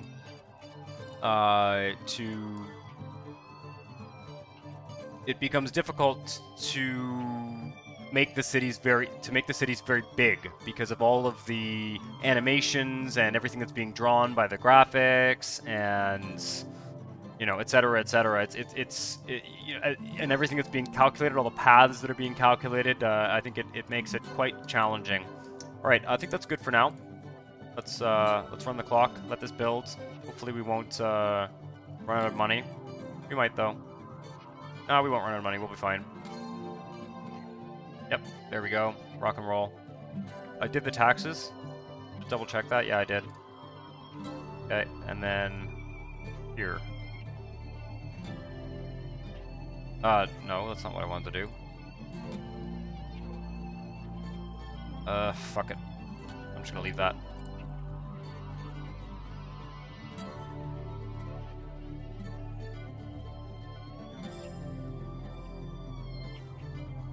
I don't know. I don't know what I would do with the graphics in this game. I would actually rather see, we need to buy more power. I wouldn't be interested in having this game have better graphics. I'd be interested in, like, fixing some of the basic issues with it. Sort of what the network add-on mod does, but I wouldn't fuck around with the graphics too much in this game. But I'm not sure what the point of, you know, things like the neighbor connections like you're talking about, making you be able to play on bigger tiles. I'd rather have the same level of graphics. And then also things like, you know, true optimization for 64-bit systems, multi-core systems and stuff, so that the game wouldn't like lag like it does. Interesting. So we're getting a lot of, is this abandonment or is it, ooh, low desirability? What the fuck? Okay. That's probably because there's not enough amenities. Max this out. Max this out, we can give them a third school and a hospital. We got tons of cash now.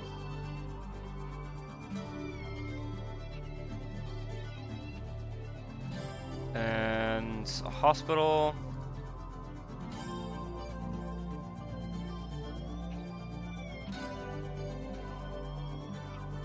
That'll help. Probably having a strike at that third school. Have to go for a large school, I think.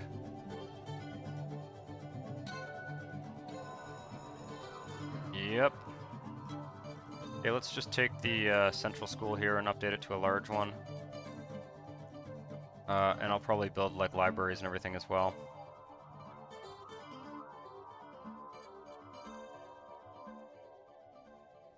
Libraries and high schools and everything. Might as well, now that we have enough money.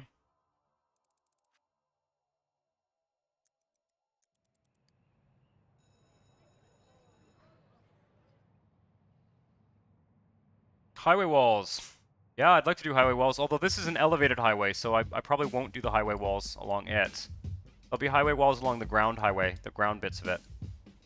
That's, you know, when I build elevated highways, I don't put like walls. There is actually an elevated.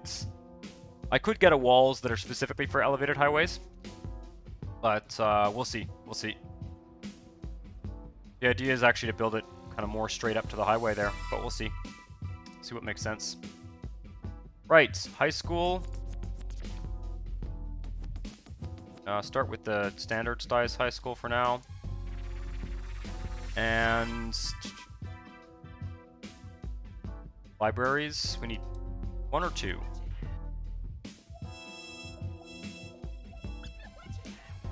One like right here. There we go. And then a college.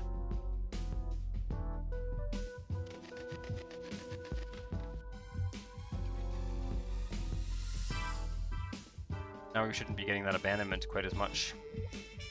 Whoa, that's weirdness. Oh, that whole corner needs to be fixed. There we go. Yeah.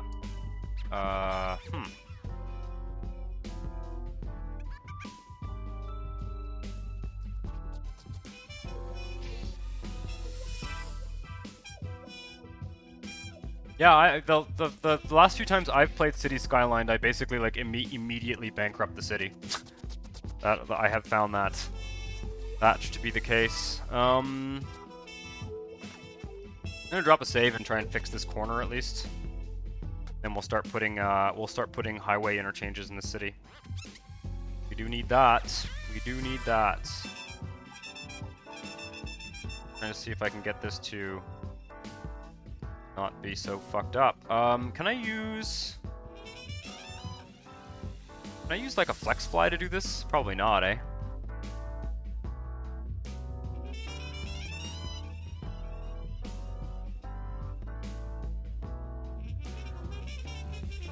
There's no 3-lane one, is there? No. Okay. Curves. HW. I'm just gonna play around here and see if I can find something that's oh, flex multi-radius curve. Multi-radius curve, not flex. Flex multi-radius. Interesting. What if I? This would be a really large one, though, wouldn't it? Yeah, it's a bit too wide, I think, unfortunately.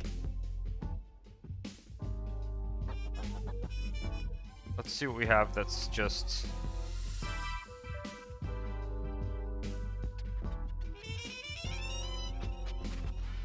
like this. Oh, it's all, that's only ground, that's ground level, isn't it? I don't know. I don't know if we're gonna do this, but we'll see. Inner curve, outer curve. Yeah, no, never mind that. Never mind that. I'm just gonna drag it. I've not had a huge amount of success making the oh fuck, making curves nice in the RHW. If I'm honest, not been a huge success.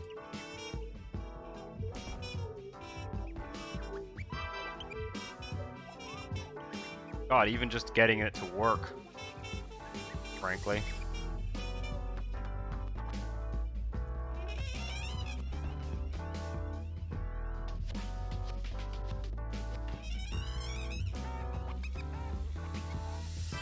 That's better.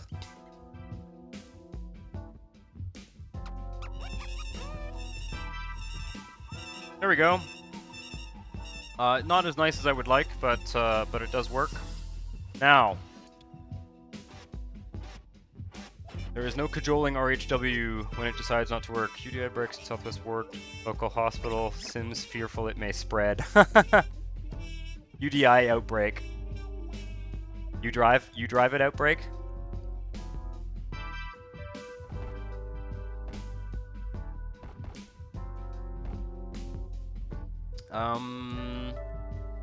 Okay, what we need here is we need a flex height ramp, and we need our off-ramp type things.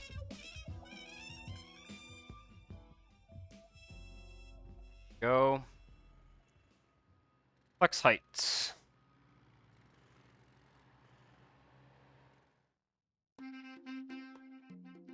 I'll leave a space either side, like so. A little bit more space here too. And here, ooh, that's gonna be tight. Wonder if that'll fit. Flex ramps. This is D1, supports RHW6S. This is the one we want, I think. Should work if it goes there. I think that'll do it. Let's double check. Yep. Bingo!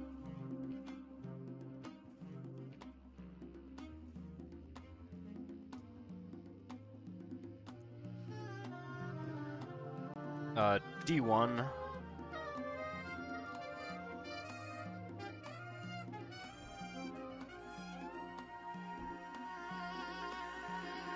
That's all been, this has been quite successful. Ooh. Oops. This is in the wrong spot. D1. Wonder what C1 is. There is no C1.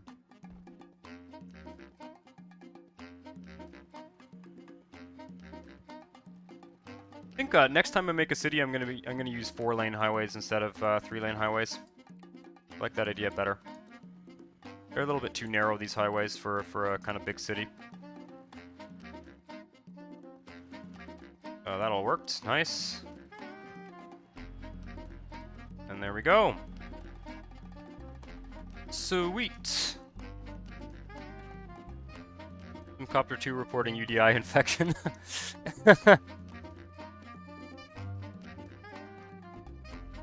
Okay, that's highway interchange number 1. Nice how it fits in there.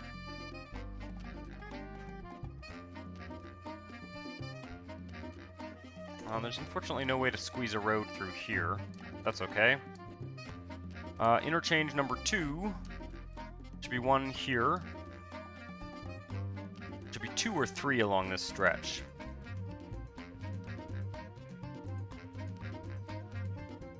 One, 2. 1, 2. Yeah, 2. 2 is fine. Let's go with 2. Do 1 here.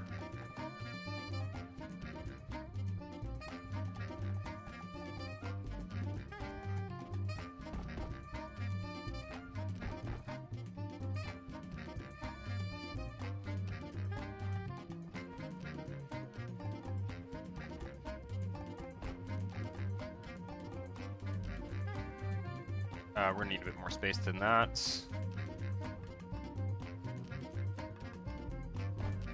Go.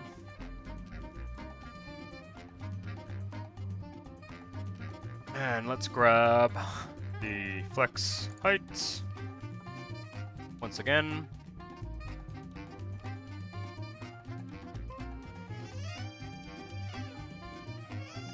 Oh, shit.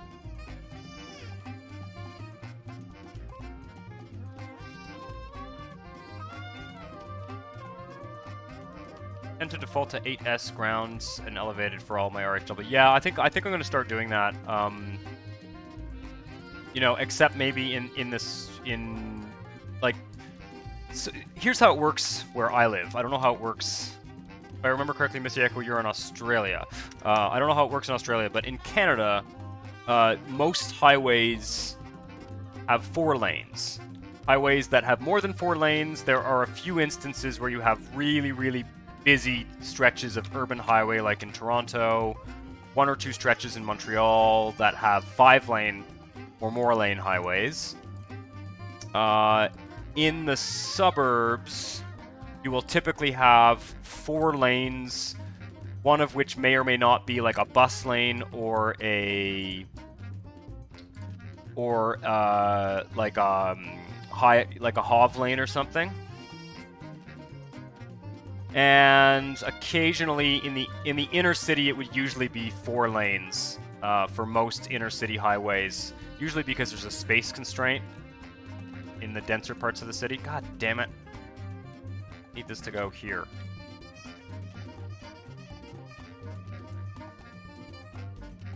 And there are stretches, like a 3-lane stretch might be as you're coming out of the city into a more suburban, into like the real edge of the city, you might get to the sort of 3-lane highway or type arrangements. The same goes for like New York City. If you look at like the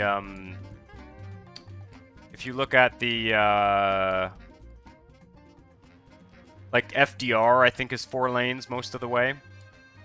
That's the one that goes up the west side. Oh shit. Okay. Whoa. Okay, that's all working. 1 more of these. Yeah, I wanted to have an exit system close to this mess because sort of no one can get by anything over here. It would be nice actually to have a road. It'd be really nice to see if I could squeeze in a road somehow like this. Yeah. And then I'll see if I can. Be ashamed to break up that nice curve, but it might be a good idea. Might be a good idea because it should be. We shouldn't block off the whole city there. Got an avenue there, but yeah, I'll fix that in a second. And then something over here. Maybe using both of these roads. That's what we'll do. I can actually just use the delete button here. I don't need to. Yeah, that's fine. Got lots of space to work. Not gonna break anything.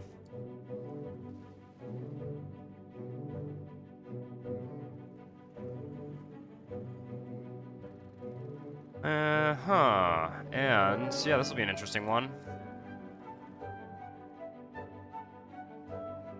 Similar story in the US with the description that inner city highways can have even more lanes along some stretches to accommodate local traffic. Yeah, that's the same here. You know, and I think in the US, both in the US and Canada, cities like, say, New York City or Montreal or Boston that are older cities that don't have as much space in the central areas will typically have narrower highways, whereas cities like Toronto that are not as old, or you know, just other American cities that weren't as built up as densely as early, will typically have, you know, they'll just expand their highways as needed. You know, they're a little bit less concerned about making more space for the highways, or in some instances, the highways were built on a land appropriation that's. Oh Jesus, I'm doing this wrong. That included space for future expansion. Like the highways in the central areas of Montreal were not built. Like they were built after the city was already built up. So they demolished whole city blocks to build them. and so they didn't typically build them as you know, with extra space for planned expansion, because they would essentially, it was an incredibly destructive process building a lot of those inner city highways.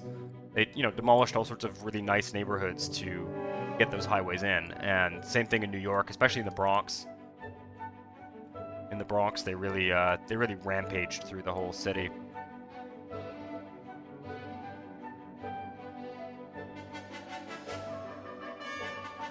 Oh fuck, this is gonna be a hassle, isn't it?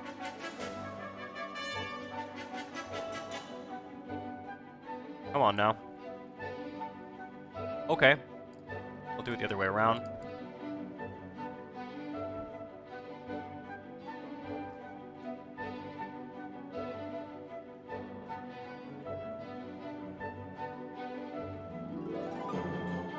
There we go. That works. I don't know if it makes sense to have this. Yeah, it does. It's kind of cool. A little bit silly, but it's kind of cool.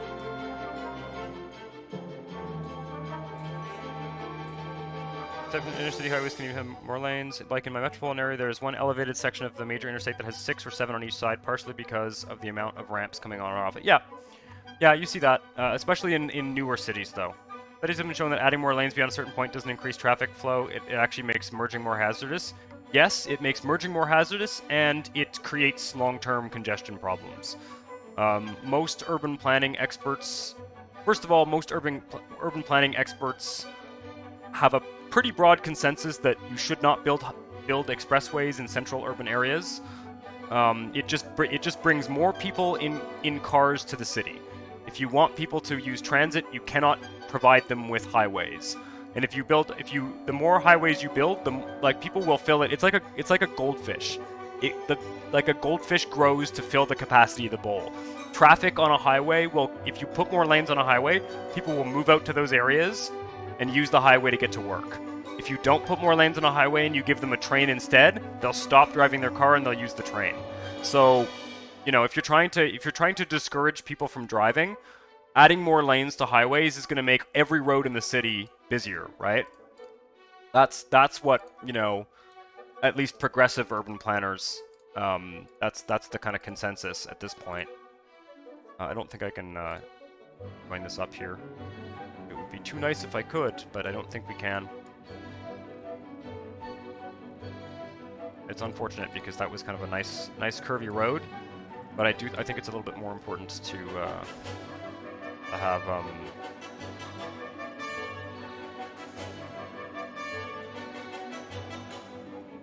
a road that goes by the highway here. It looks pretty nice anyway. Probably have some thoughts here after. Yeah, generally speaking, if you you know, the more highways you build, the more people drive their cars, kind of citywide. Obviously, you know, there are some American cities, North American cities in general, where the investment in public transit is so piss poor that it's not really justifiable to not expand the highways, because if they're not going to do it, then, you know, if you're not gonna fix the problem one way or another, then you end up getting stuck doing it, you know, using our infrastructure. Yeah, the principle of induced demand. Yeah. No, I knew it was called that. I was trying to describe it because, like, not everyone knows that term, so I was trying to describe it without using kind of the jargon. But yeah, the principle of induced demand, which really does work. It really does work that way. If you give people the option to use one method, then yeah. Then yeah, that is what it's called, though. You're correct, induced demand. And I think it's true. I think that is sort of how it works. Okay, we're actually at residential capacity, which is kind of interesting. Before we leave this area, I want to, first of all, I'm gonna put some industrial along the edge of the highway here.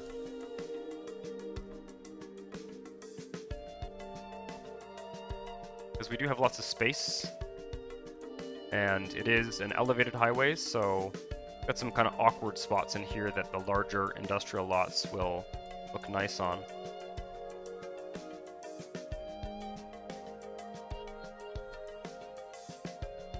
The average person will almost always use the cheapest and most convenient method of getting around.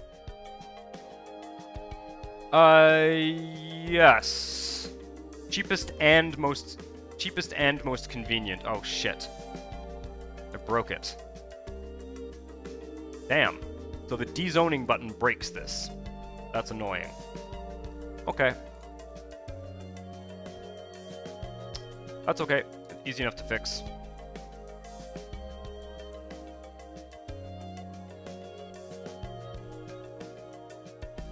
I think the ramp is still functional. The flex height, I mean. Keep forgetting that the dezoning button breaks stuff. Really annoying.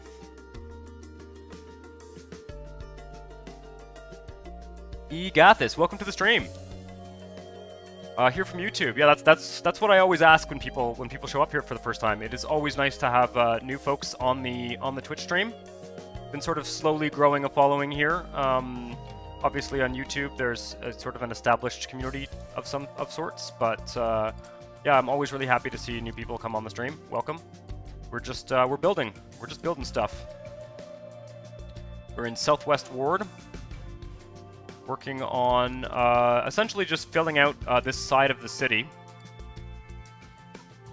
Oh, you know what? I want to leave a tile. We'll just fix it afterwards. I want to leave a tile between the industry and the highway, because it kind of tends to overlap otherwise in weird ways. Dezone that.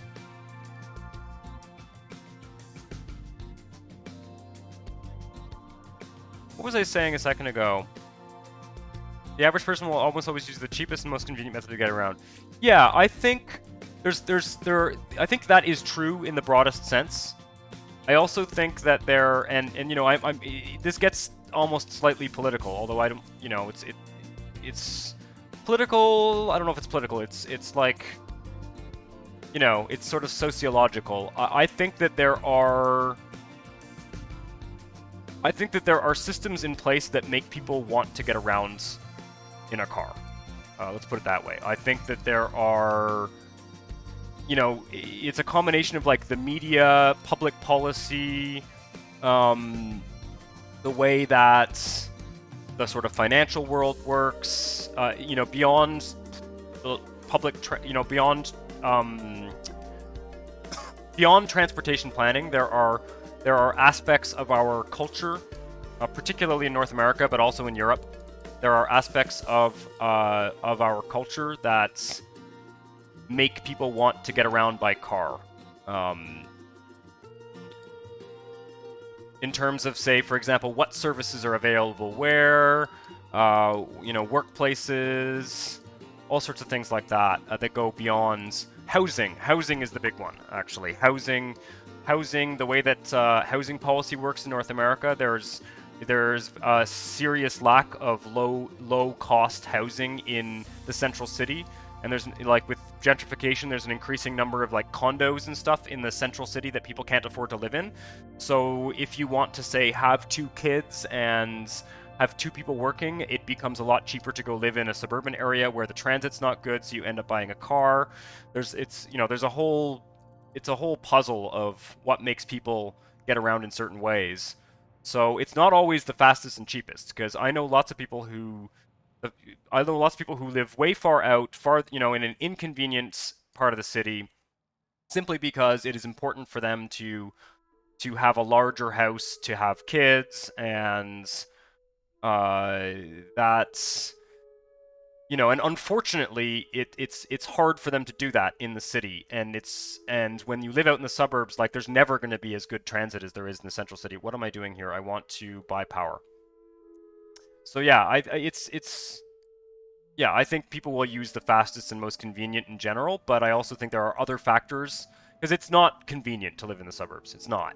People like it. People say they like having a backyard, and they like, you know, and I think that's true. You know, people do enjoy aspects of living out in the suburbs, but, like, it's not fucking convenient. You spend a lot more time in traffic. Surprised I've not caught the stream sooner, though I'm watching Twitch constantly. It's Monday nights at 5 p.m. is when we're on. Is when I do this stream. I'm gonna start doing probably more streams, hopefully soon. But anyway, I'm sorry about that whole rant. Next Play Gaming. It is a topic that I'm very interested in, though. why people choose to live where they live, and all that stuff. Yeah, there's an interlocking web of traffic, transit, car, and housing that's causing everything to be such a mess. Yeah. Yeah. There's also, and the other thing I want to say, and this may irk some people if they don't feel this way, if they don't agree with this, but I think the car industry wants people to buy cars. I don't think it's crazy to think that the car industry pressures. The car industry is happy that there's no cheap housing in the central city, because it means that they get to sell cars to people who otherwise wouldn't need them. There's also things, for example, like. What else? What was I going to say? Let's put some industry in this little area here.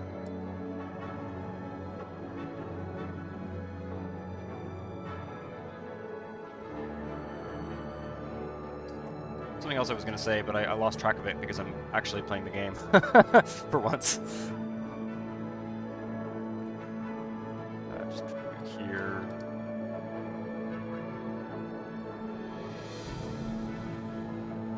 Yeah. No, I think you put it very well. They lobby government to design communities and policies to favor the method of transportation they're selling. Yeah. Oh, the policy thing. The policy thing is interesting. So if you think about North, I don't know about where you guys are, but if you think about North American cities, every time they want to build a new subway line, you see these articles in the newspaper talking about how much it costs to build the line, and how much it's going to cost taxpayers, and what a waste of money it is, or maybe it's too expensive, or it should be cheaper, or it's corrupt, or whatever, right? Constant debate about how much it costs to build a new subway line, or to add bus service, or whatever. But governments like highways in North America, most highways are not toll highways. So they're publicly funded. We are publicly funding highways, and yet most people who own cars could probably afford to pay tolls and pay for the highway. So it's weird. For some reason, it pisses us off when when they spend billions of dollars on a subway, but they spend billions of dollars on the highway. On maintaining the highway, and you can argue that that's an investment that benefits everyone, but it doesn't benefit people who don't drive. So I'm not trying to say that they should do one or the other. I'm not trying to say they should stop funding highways and they should make everyone pay for them. I'm just saying it's not really fair to talk about how much transit costs, for example. When you're not acknowledging the money that's already being spent on other forms of transportation.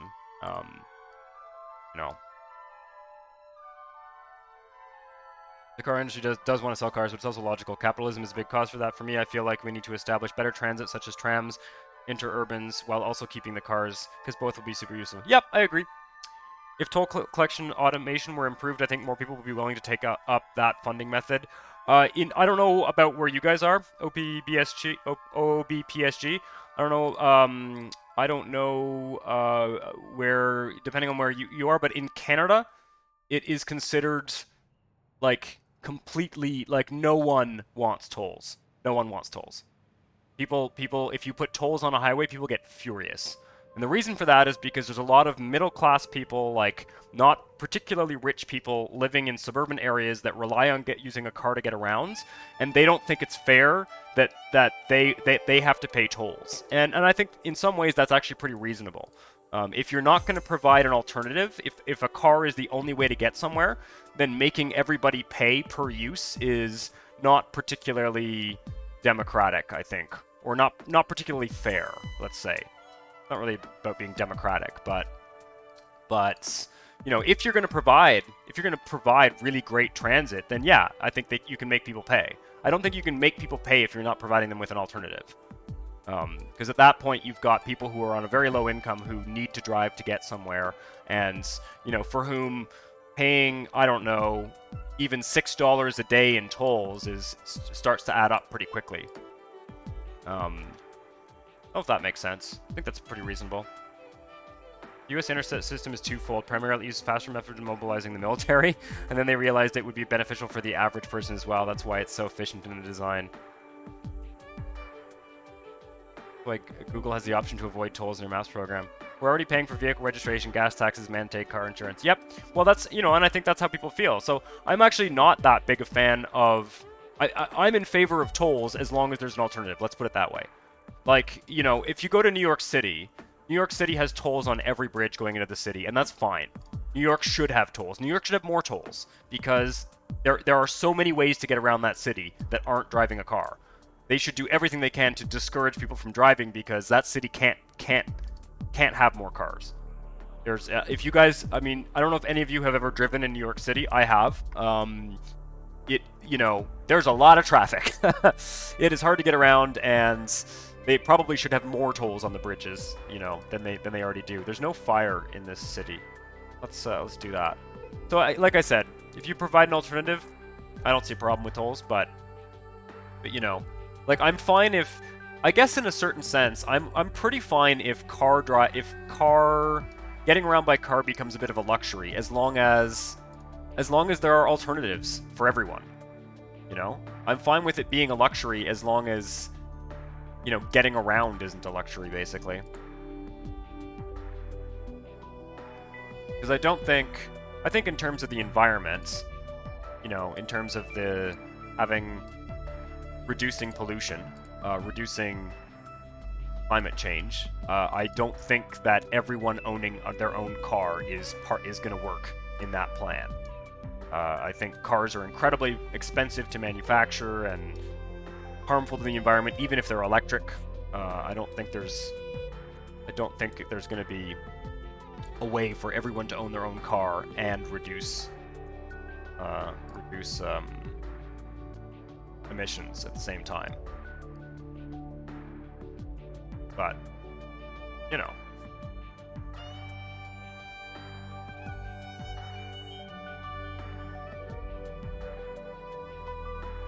All the laws are framed to treat driving like a privilege rather than a right, but there are also no other practical ways to get around in your state. Interesting.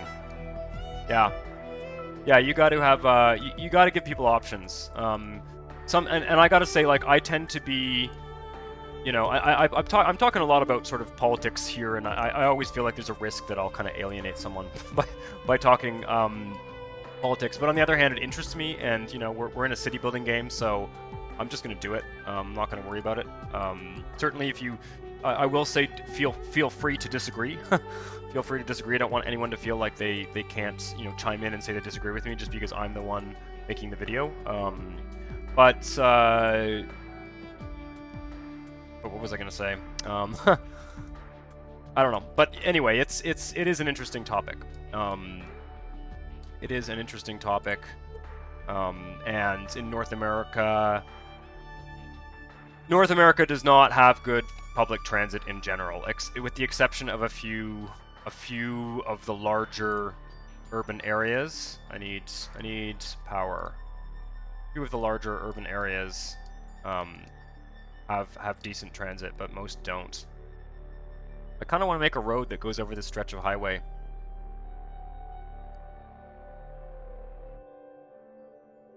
Yeah, let's do it. Let's use RHW2. The idea is that traveling is a right, whereas cars are a privilege, but I do have to agree that the states and cities in areas further away from major cities, they're not built for cars as a privilege, but cars as a necessity. Yes, I think that's true. I think that is in a nutshell the problem. The problem is that, you know, traveling, I think in, you know, Canada and the United States are fairly wealthy societies. I think we can all agree, as societies go, they're fairly well off, and traveling should not be a privilege. We should have policies in place that mean that most people can afford to travel, and I think we kind of don't always. Okay, what? Ah, damn it! Why is this not going to work? Man, that is weird. Am I using the wrong piece or something? Okay. We're gonna do this a bit differently. Yeah, I don't think I don't think traveling should be a privilege, basically. But I think that some of the policies that are put in place mean that it is. One thing that really bugs me in Canada is, like, I don't own a car, and I've actually never owned a car. I'm lucky enough to live in a city where it's not a big problem. But yeah, exactly. It should be treated like a right. But one of the things that bugs me is that in Canada, intercity travel is a luxury. We don't, you know, we have like a public train system. What am I looking for? I'm looking for, I'm gonna use a starter piece here. I need an elevated, what I want. And so, like, you can take like either, you can either take like a Via Rail train, which is kind of like an Amtrak train in the States, or you can take a Greyhound bus. But like, they're not cheap. They're not cheap. And, you know, I know when I lived in Europe, what was really cool in Europe was that there were like publicly funded intercity buses. So like if I wanted to go from, I don't know, Marseille to Paris, it was pretty easy for me to hop on a bus that only cost like a few euros. You know, it only cost like, if I really wanted to get from Marseille to Paris, if I really wanted to get from Marseille to Lyon or something, for like 20 euros or something, I could hop on a, you know, a publicly funded bus, and it would take a long time, and it wouldn't be the most efficient way to get around, but there was a way to do it. So if you have family that lives on the other side of the country or whatever, you could do that. And that is not the case in Canada. You know, you're going to pay whatever Greyhound decides to charge you, basically, which sometimes is reasonable and sometimes is a lot of money. Okay, let's do a curve thing here. I'm not going to build everything out to this far out, but I'm just trying to kind of expanding the road system as we go here. The little things like that overall. You know, those are all thoughts I have. I would like to see a really good quality public bus system. Publicly funded, not run by private companies, not for profit, not to make money, just to provide people with a way to get around. I would like to see better inner-city transit. Oops. And then I would like to see a policy on highways and cars that means that when they're a luxury, car owners pay, and when they're not a luxury, they don't. You know? Because if you're gonna if you give people all the transit they need, then I don't think you need to, you know, you can then make car owners pay more. I don't have an issue with that, but it's when there's no other option, you know. There we go. We don't even have buses where I am, except mainly school buses, but I'm in regional Australia, so don't even have a train in my town. Wow, yeah. I grew up in a place like that. I grew up in a very small village. That was about. Now it wasn't that far. It was like when I grew up, there was no highway there, and so it was like an hour away from the nearest major city. So there was no city bus, and there was no train, certainly. Now it's gotten a bit better, actually, but yeah, I am certainly used to that. This is quite nice. I like this. That way we'll be able to fill in this area when we get there. I think this is all going to be industrial, actually. I think I will fill this in industrial.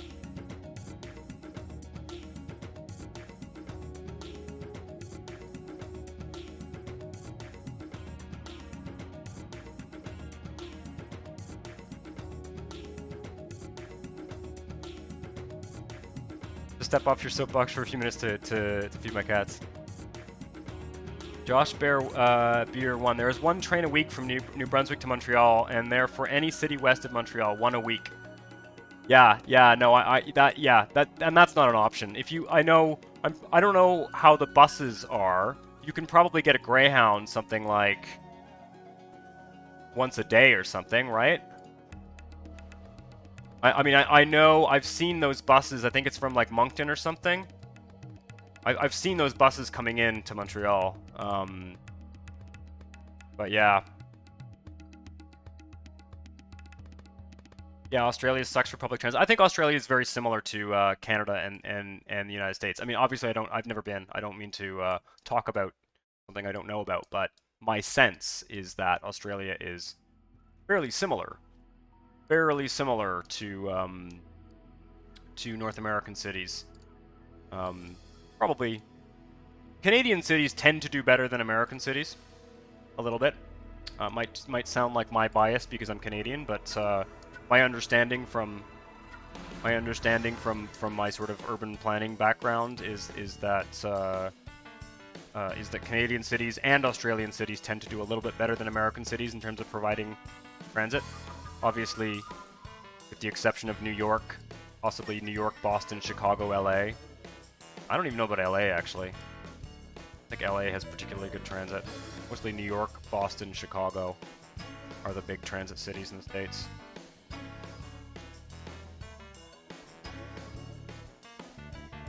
No, I don't want that one. I want the multi-radius curve, the longer one. Quite like these. Oh, the cat's trying to get in. I should do that. Take a break. Let the cat in. I think that's wrong, actually. Oh no, we're good. Okay. Kind of a nice road network. That place is so huge and empty in comparison to the US. Yeah, coffee time for sure. Not for me. I'm probably gonna have... I think I might have a beer in the fridge, actually. I am gonna take a... hopefully 2-minute break. Just, to let this cat in that's whining at the door, and also to, you know, grab some water and stuff. So I'll be right back.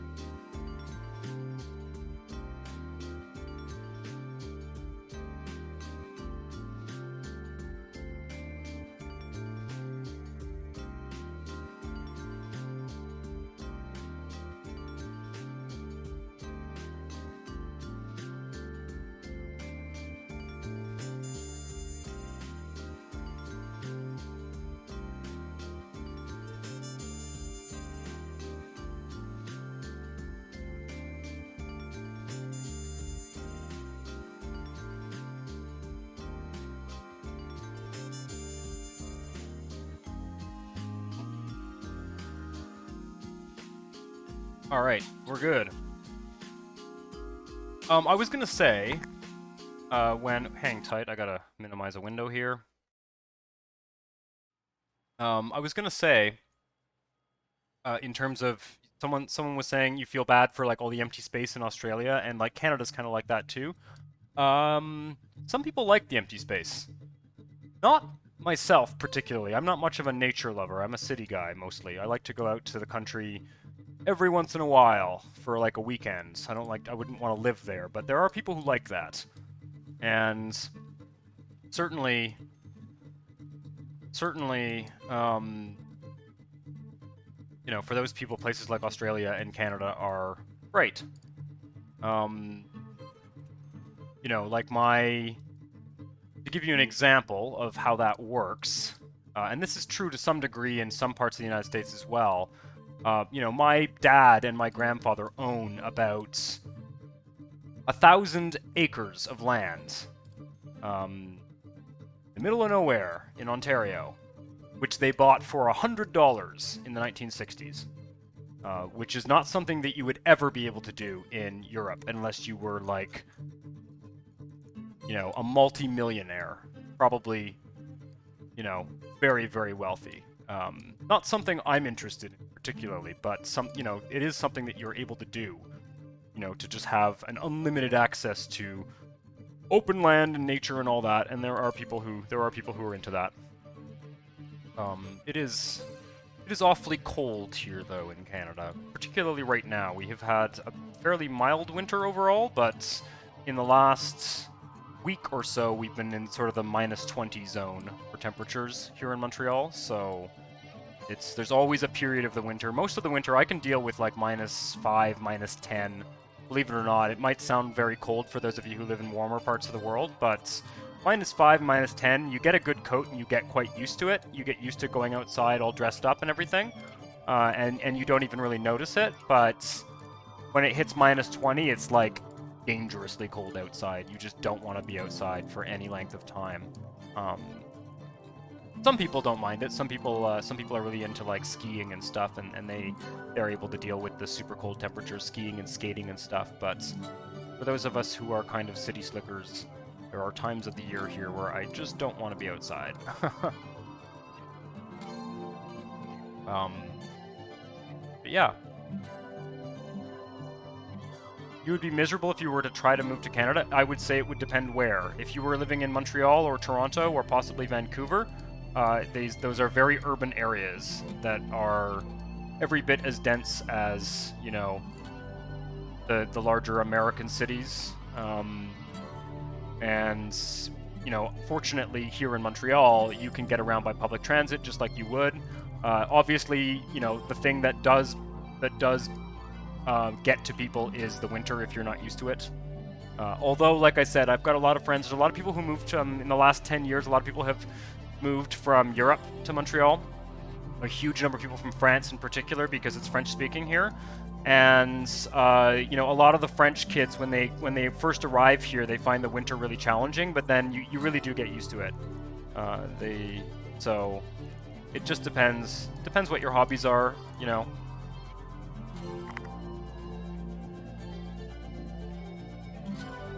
Vancouver is very nice geographically. It's not my favorite city. I don't like I'm not really into okay, you know, there's the culture of the city and sort of, you know, the nightlife and stuff like that. I prefer Montreal for that to Vancouver. But the big thing for me with Vancouver is it's so far. It's very, very far. Like, I like to be able to travel to American cities and just other cities in general, and Vancouver, other than like Seattle, you're very far from like other parts of the country and other parts of the continents. So not for me. It's not for me because I like to be able to sort of drive to, you know, or take a train or a bus to another major urban area. But certainly there's a lot of people who like living in Vancouver. It does have a particularly beautiful geography with the coast mountains and the Pacific Ocean. And yeah, just, you know, it is nice. You know, if you like, you know, skiing, for example, if you like downhill skiing, you can do that, but you can kind of go kayaking the next weekend, like, and the climate in Vancouver is much milder than it is here in Montreal. It's a much milder climate overall. Yeah, the crazy high land value is a real problem. It's almost impossible to afford to buy a house in Vancouver. That's not something Vancouverites are happy about. There's a lot of foreign investors, particularly from Asia, that have bought up a bunch of condos in that city, and Vancouver has a housing bubble. It's a problem. It's a problem because that housing is not particularly being used by anyone. It's just people are just investing in it, basically. So it's not it's a bit of an issue, I think, overall. Housing is quite cheap here in Montreal, thankfully, compared to most major metropolitan areas. You can get an apartment here. It's expensive to like own a home, but you can get an apartment for a very reasonable amount of money on a modest income. You don't need to be rich to live here, which is good because I'm not rich. Spoilers. Oh my god, it's doing this thing. I'm probably not going to bother doing all the borders of the highway right now. Most of it kind of screwing up. Let's just fill in the central part here.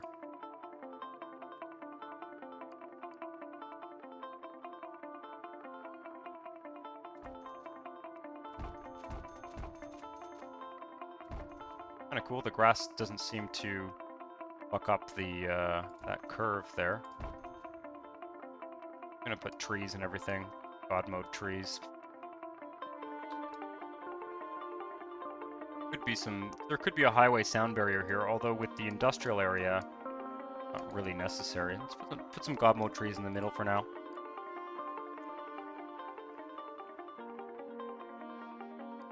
Zoom in. Oh, oops. And I've got trees on the highway, which is kind of annoying.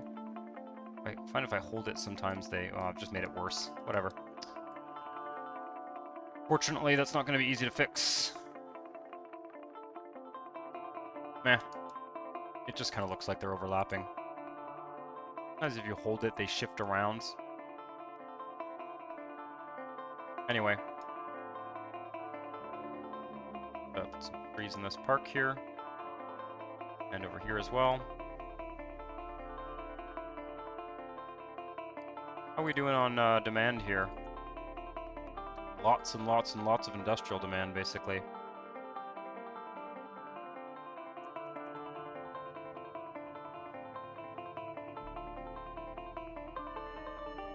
Middle of winter where I am, the average day temperature is 20 to 23 degrees Celsius. Is that the weird... Oh, in the middle of winter, yeah, okay. But your winter's on the other... your winter is when our summer is, right? Okay, this is kind of a pointless little zone here. I guess I'll leave it.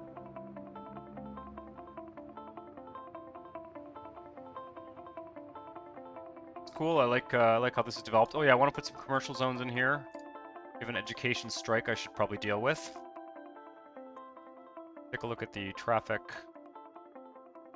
Looks like the traffic hasn't really refreshed along the city border yet.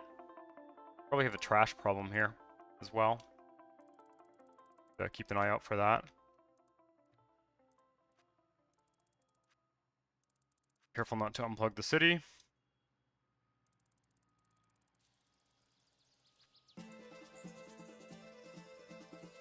Simmer 2 has overpass structures on the Lex. Basically, they're ploppables, and you can place them next to the RHW L-rail. The buildings themselves are props, but of course, still work as buildings, but they can rest under the elevated networks. Next Play Gaming, if you have... I don't know if you're on the Discord, but if you're on the Discord, please send a link to those, if you have one, on the Discord in the channel suggestions channel. Or I guess I'll make a mod suggestions, or a mod sharing channel soon, but I would love to check those out. That sounds fantastic. Those overpasses you're talking about, that sounds fantastic. So you do post that.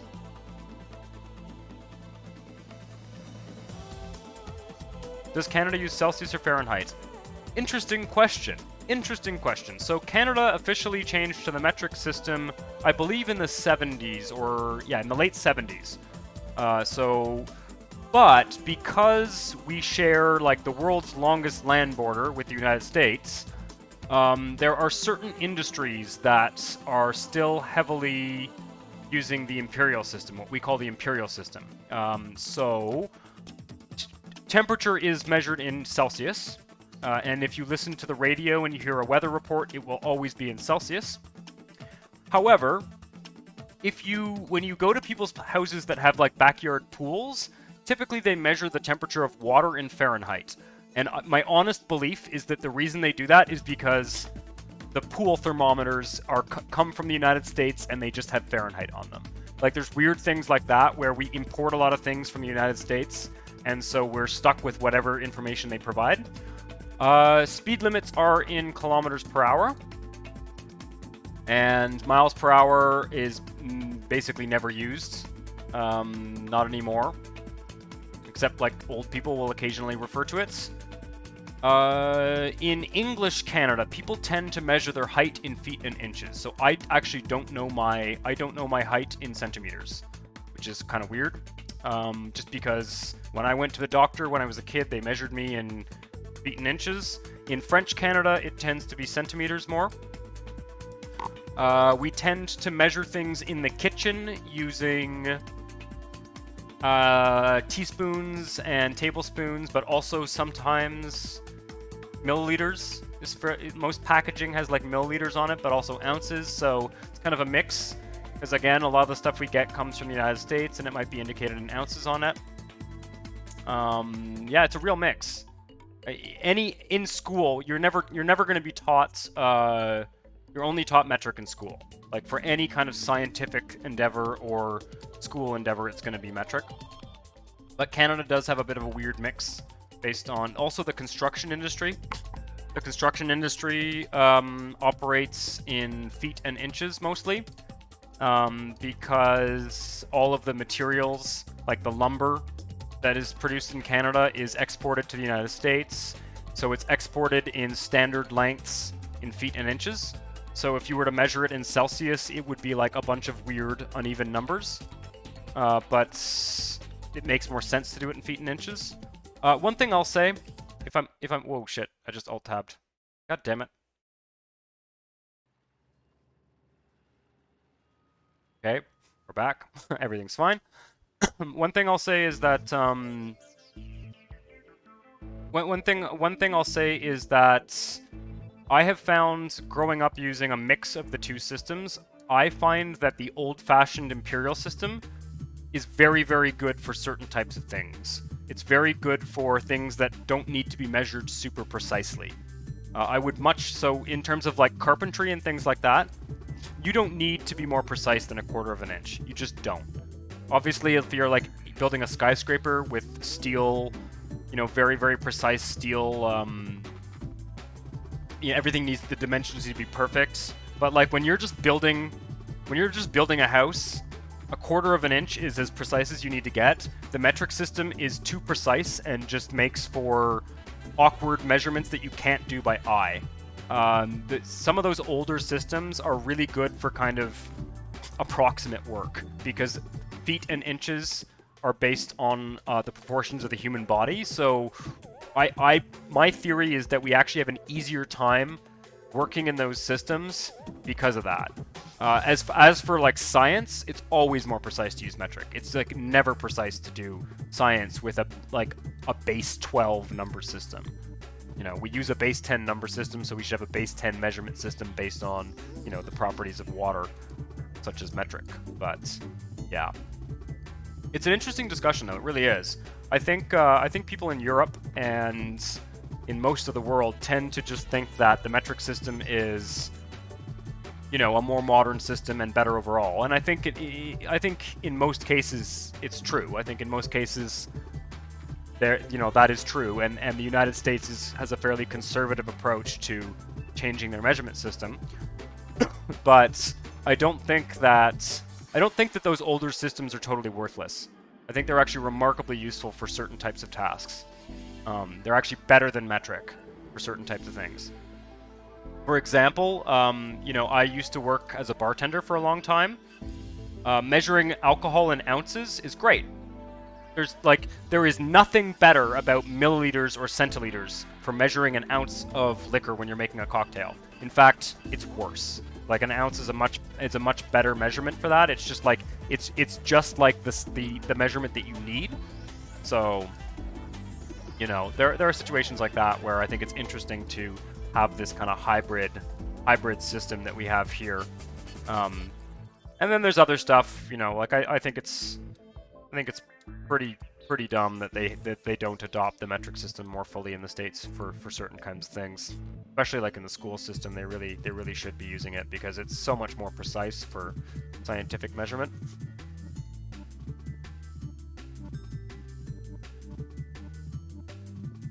Who are you on there next?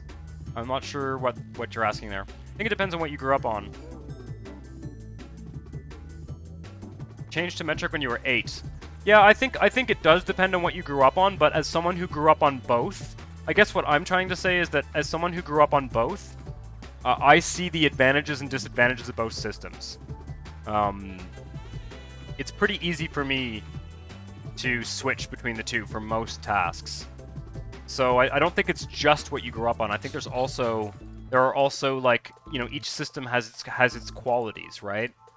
I think when we talk about it in a sort of either or way, we tend to forget that there are advantages to both systems. One of which, you know, metric should be used for science. You should not be doing science with Imperial. It's not made for it. Yeah, for understanding both systems.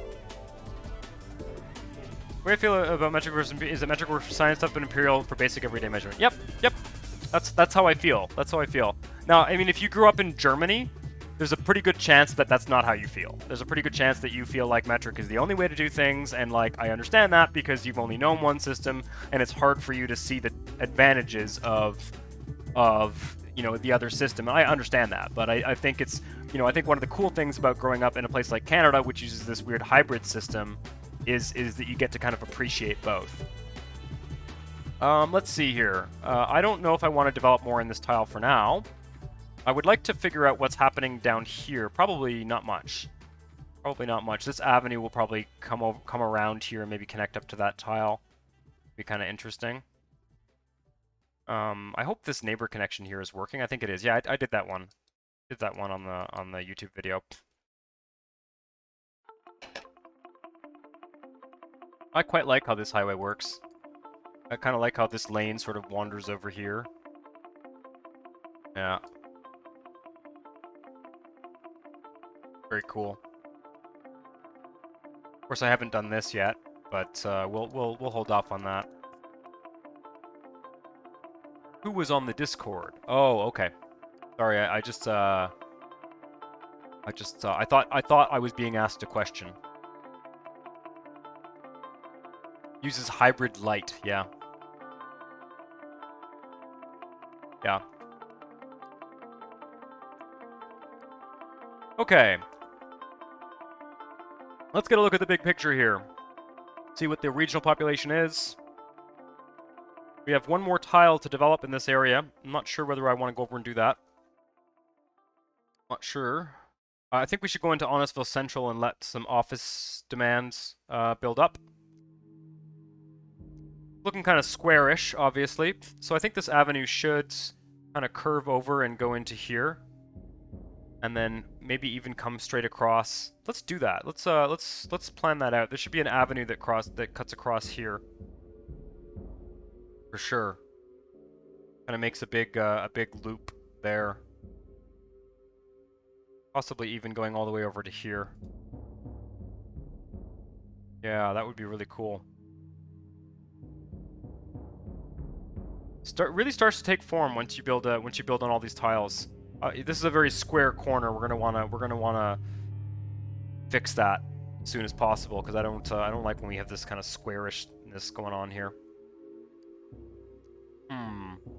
So when this gets filled in, the city will extend out this way. Kind of extend out this way and this way as well. Sort of as it has over here. Really is getting fleshed out. We're at 763,000. You are a qualified horticulturalist and can only do measurements in meters, millimeters when I'm doing landscapes, etc. When I was doing a lot of building redesign for technical education, also only worked in millimeters, etc. Retired now. My dad was an industrial arts teacher, so used to it. Huh. When did, what, you got the Discord working? I did. Jessica, I should, I can repost the link, I think. If not, if you... Hang tight, I'm gonna repost the link. Because that's a good idea, because there's probably some people who have just popped in. So my screen is you're gonna see my desktop for a second. Hang tight. Let's copy that link there, and... paste it in there.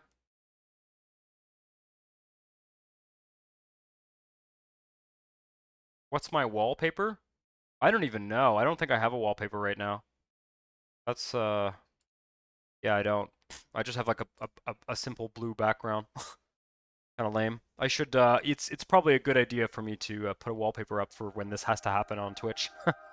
Good point. I should make like some kind of screenshot wallpaper or something, or just the channel logo or something.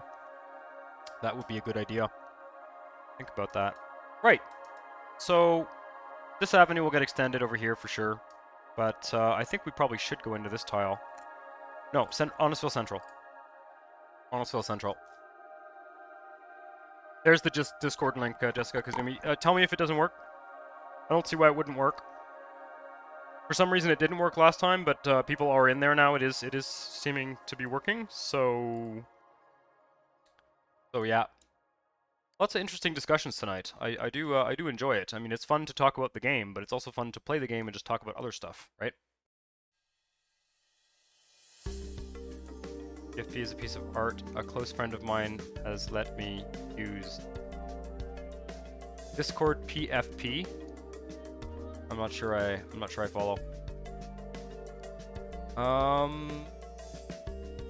Okay, let's see if we have any office demand here. Profile picture. Right. Cool. Awesome. Yeah, I am not I'm not currently looking at the Discord, as I mentioned earlier. I'm not going to be on there while I'm streaming because that's like too many things for me to follow at once. But I will be kind of checking in there. You know, the Discord is almost for like when I'm not streaming, you know? It's a place where people can post screenshots. Feel free, of course, to post stuff while I'm streaming. Obviously, do whatever you want in there. But, well, not whatever you want. But yeah, it's sort of a place for the community to hang out in general, I guess, if that makes sense.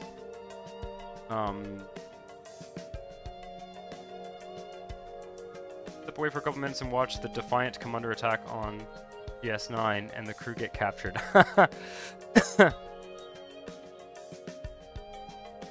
Hilarious. I've been meaning to. I've watched like a bit of like old Star Trek episodes recently. There's like a whole bunch of Star Trek I've just never watched. And so it's all on Netflix now, I think. So I'm kind of slowly in the process of occasionally, when I'm in the mood, watching old episodes of it from a long time ago.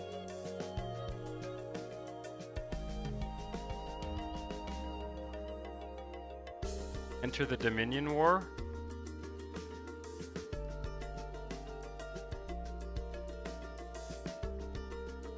You binged all of Voyager in a month? That sounds reasonable. How many seasons of that were there? Like 8, 9? That was like a long-running series. Thing is, I remember growing up, like if you had a cable station that was like a science fiction station, they would run reruns of those series like constantly. I feel like I've seen the whole series, but like in like these, you know, before Netflix existed, in like these weird. In this weird, like, fractured, broken up way where you're just seeing bits and pieces of it.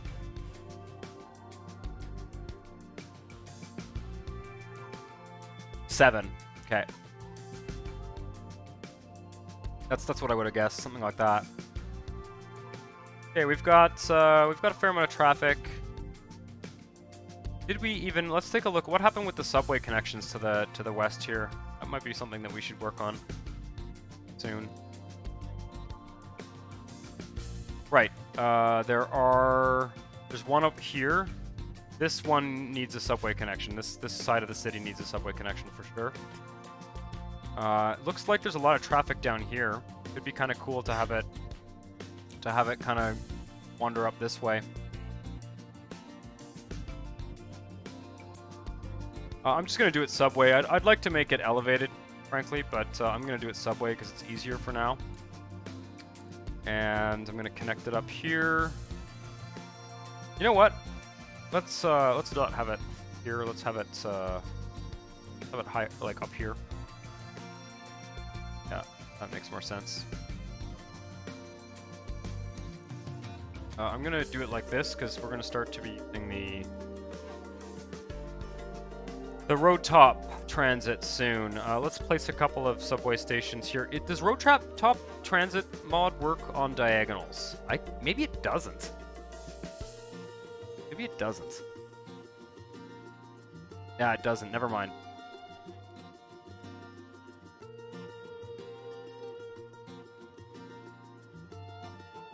Tram in road to subway. Did I ever use this? Man, there was a situation where I wanted one of these, and I never found it. Shit. Damn. Oh, I'm gonna go fix that later.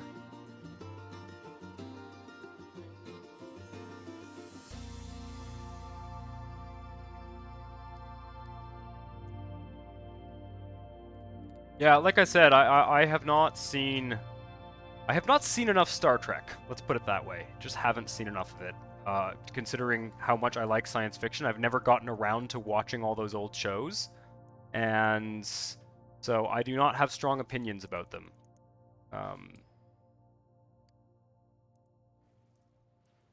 But I've been meaning to, especially with like COVID times, I've been meaning to kind of like watch... I was watching a lot of the original series, which I have not seen all of.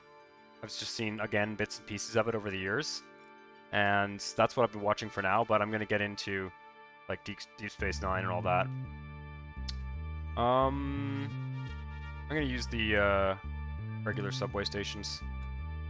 Kind of avoid excessively using the... Are there even bus stops here? I'm trying to avoid excessively using the ninja stations. There are. Oh, there's a bus stop there. That's fine. There's 2 bus stops here. Hilarious. Get rid of that. Right. So we have a subway extension to that ward now. See if that gets any use. 2 all beef patties, special sauce, lettuce, cheese, pickles, onions, and a sesame seed bun. Is that your dinner?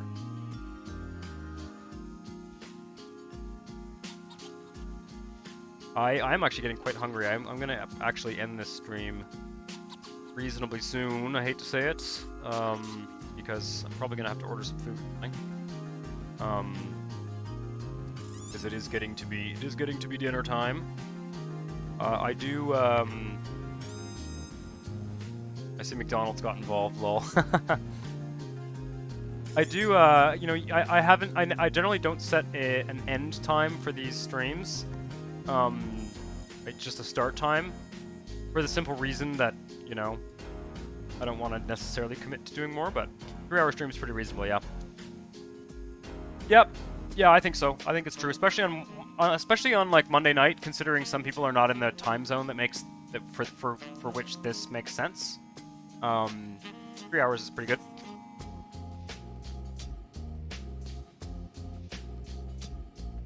All because I watched some 70s McDonald's commercials. That's hilarious. Subway entrances have a railing for the stairs going down. Did not know that. Where? Let me take a look. I think I did know that. Oh, down the middle there.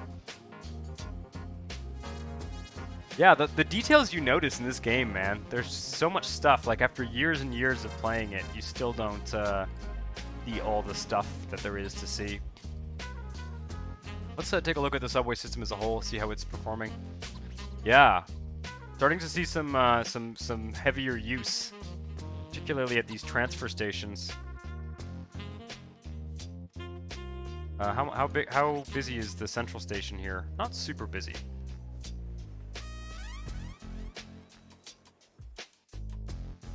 Actual uses. This station is quite busy though.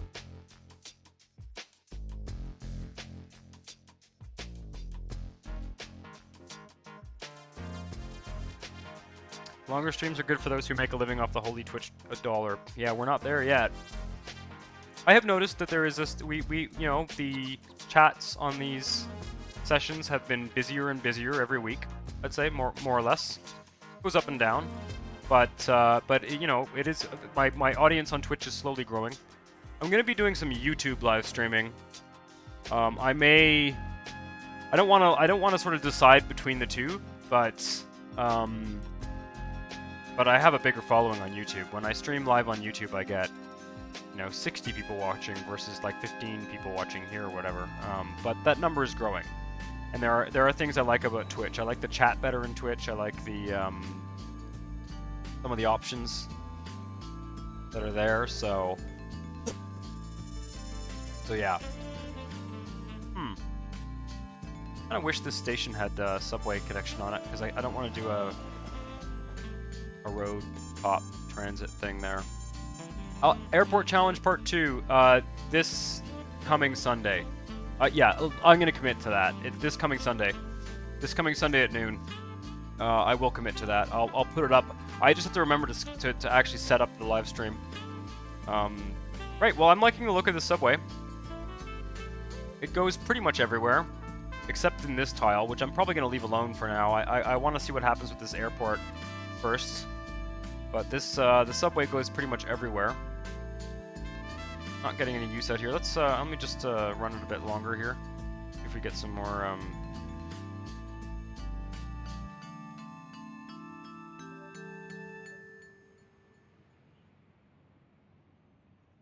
most people just want phony personality over a genuine person.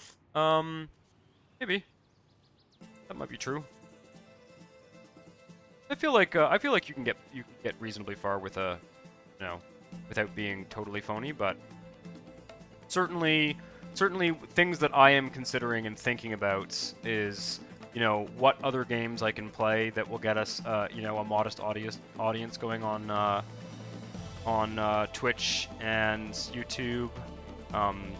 That's why you will see me, hopefully, in the next few weeks playing games that aren't SimCity 4. These Monday nights will be reserved for SimCity 4, but I will be playing other games, partly because I want to see if it's possible for me to, play other games and get some people watching.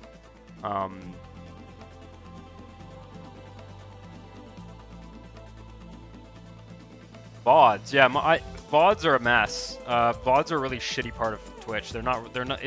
Twitch has a terrible, like, the whole VOD setup is just not well thought out. It really isn't. It's so hard to navigate them. Like, they're not featured very well. Yeah, I need to get more water going here.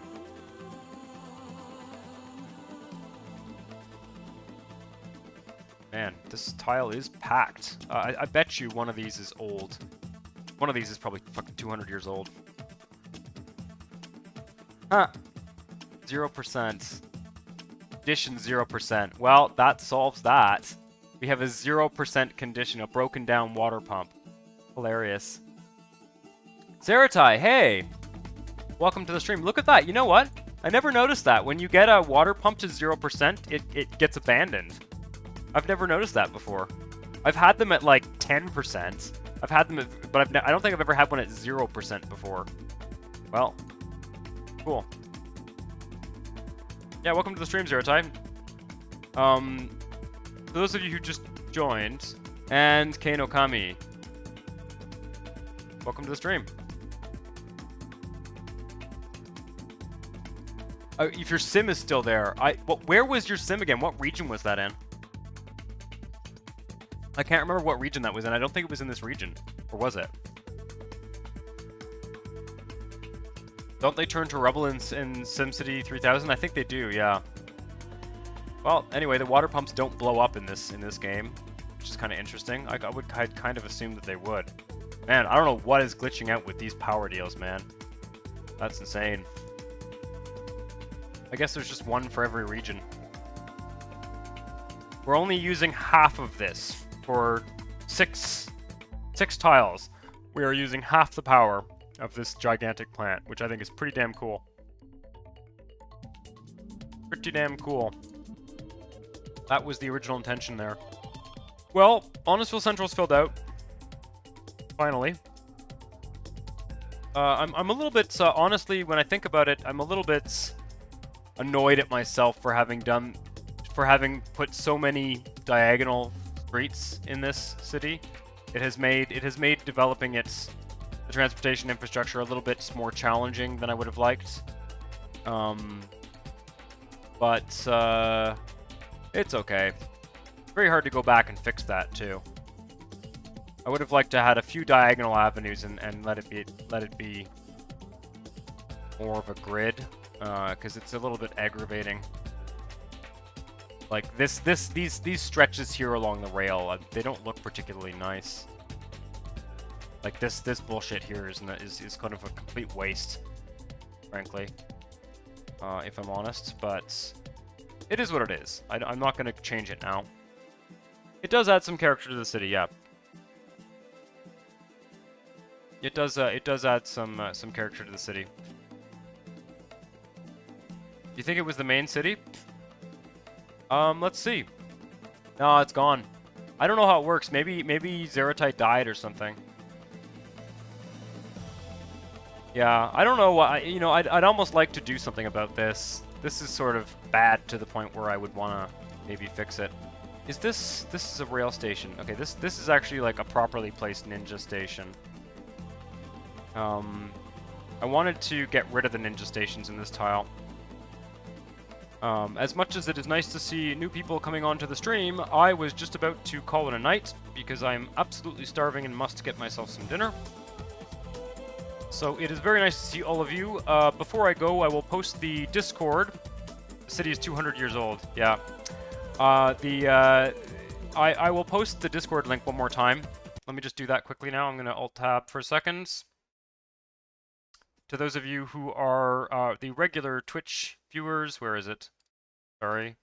You're looking at my desktop. So feel free to join the Discord.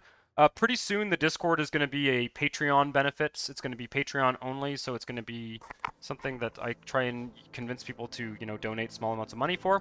But for those of you who've been kind of following this series for the last few weeks, and there's a lot of people on the Twitch that are here kind of almost every week, which is amazing, which has been great. I am quite happy to give you a free invite to the Discord.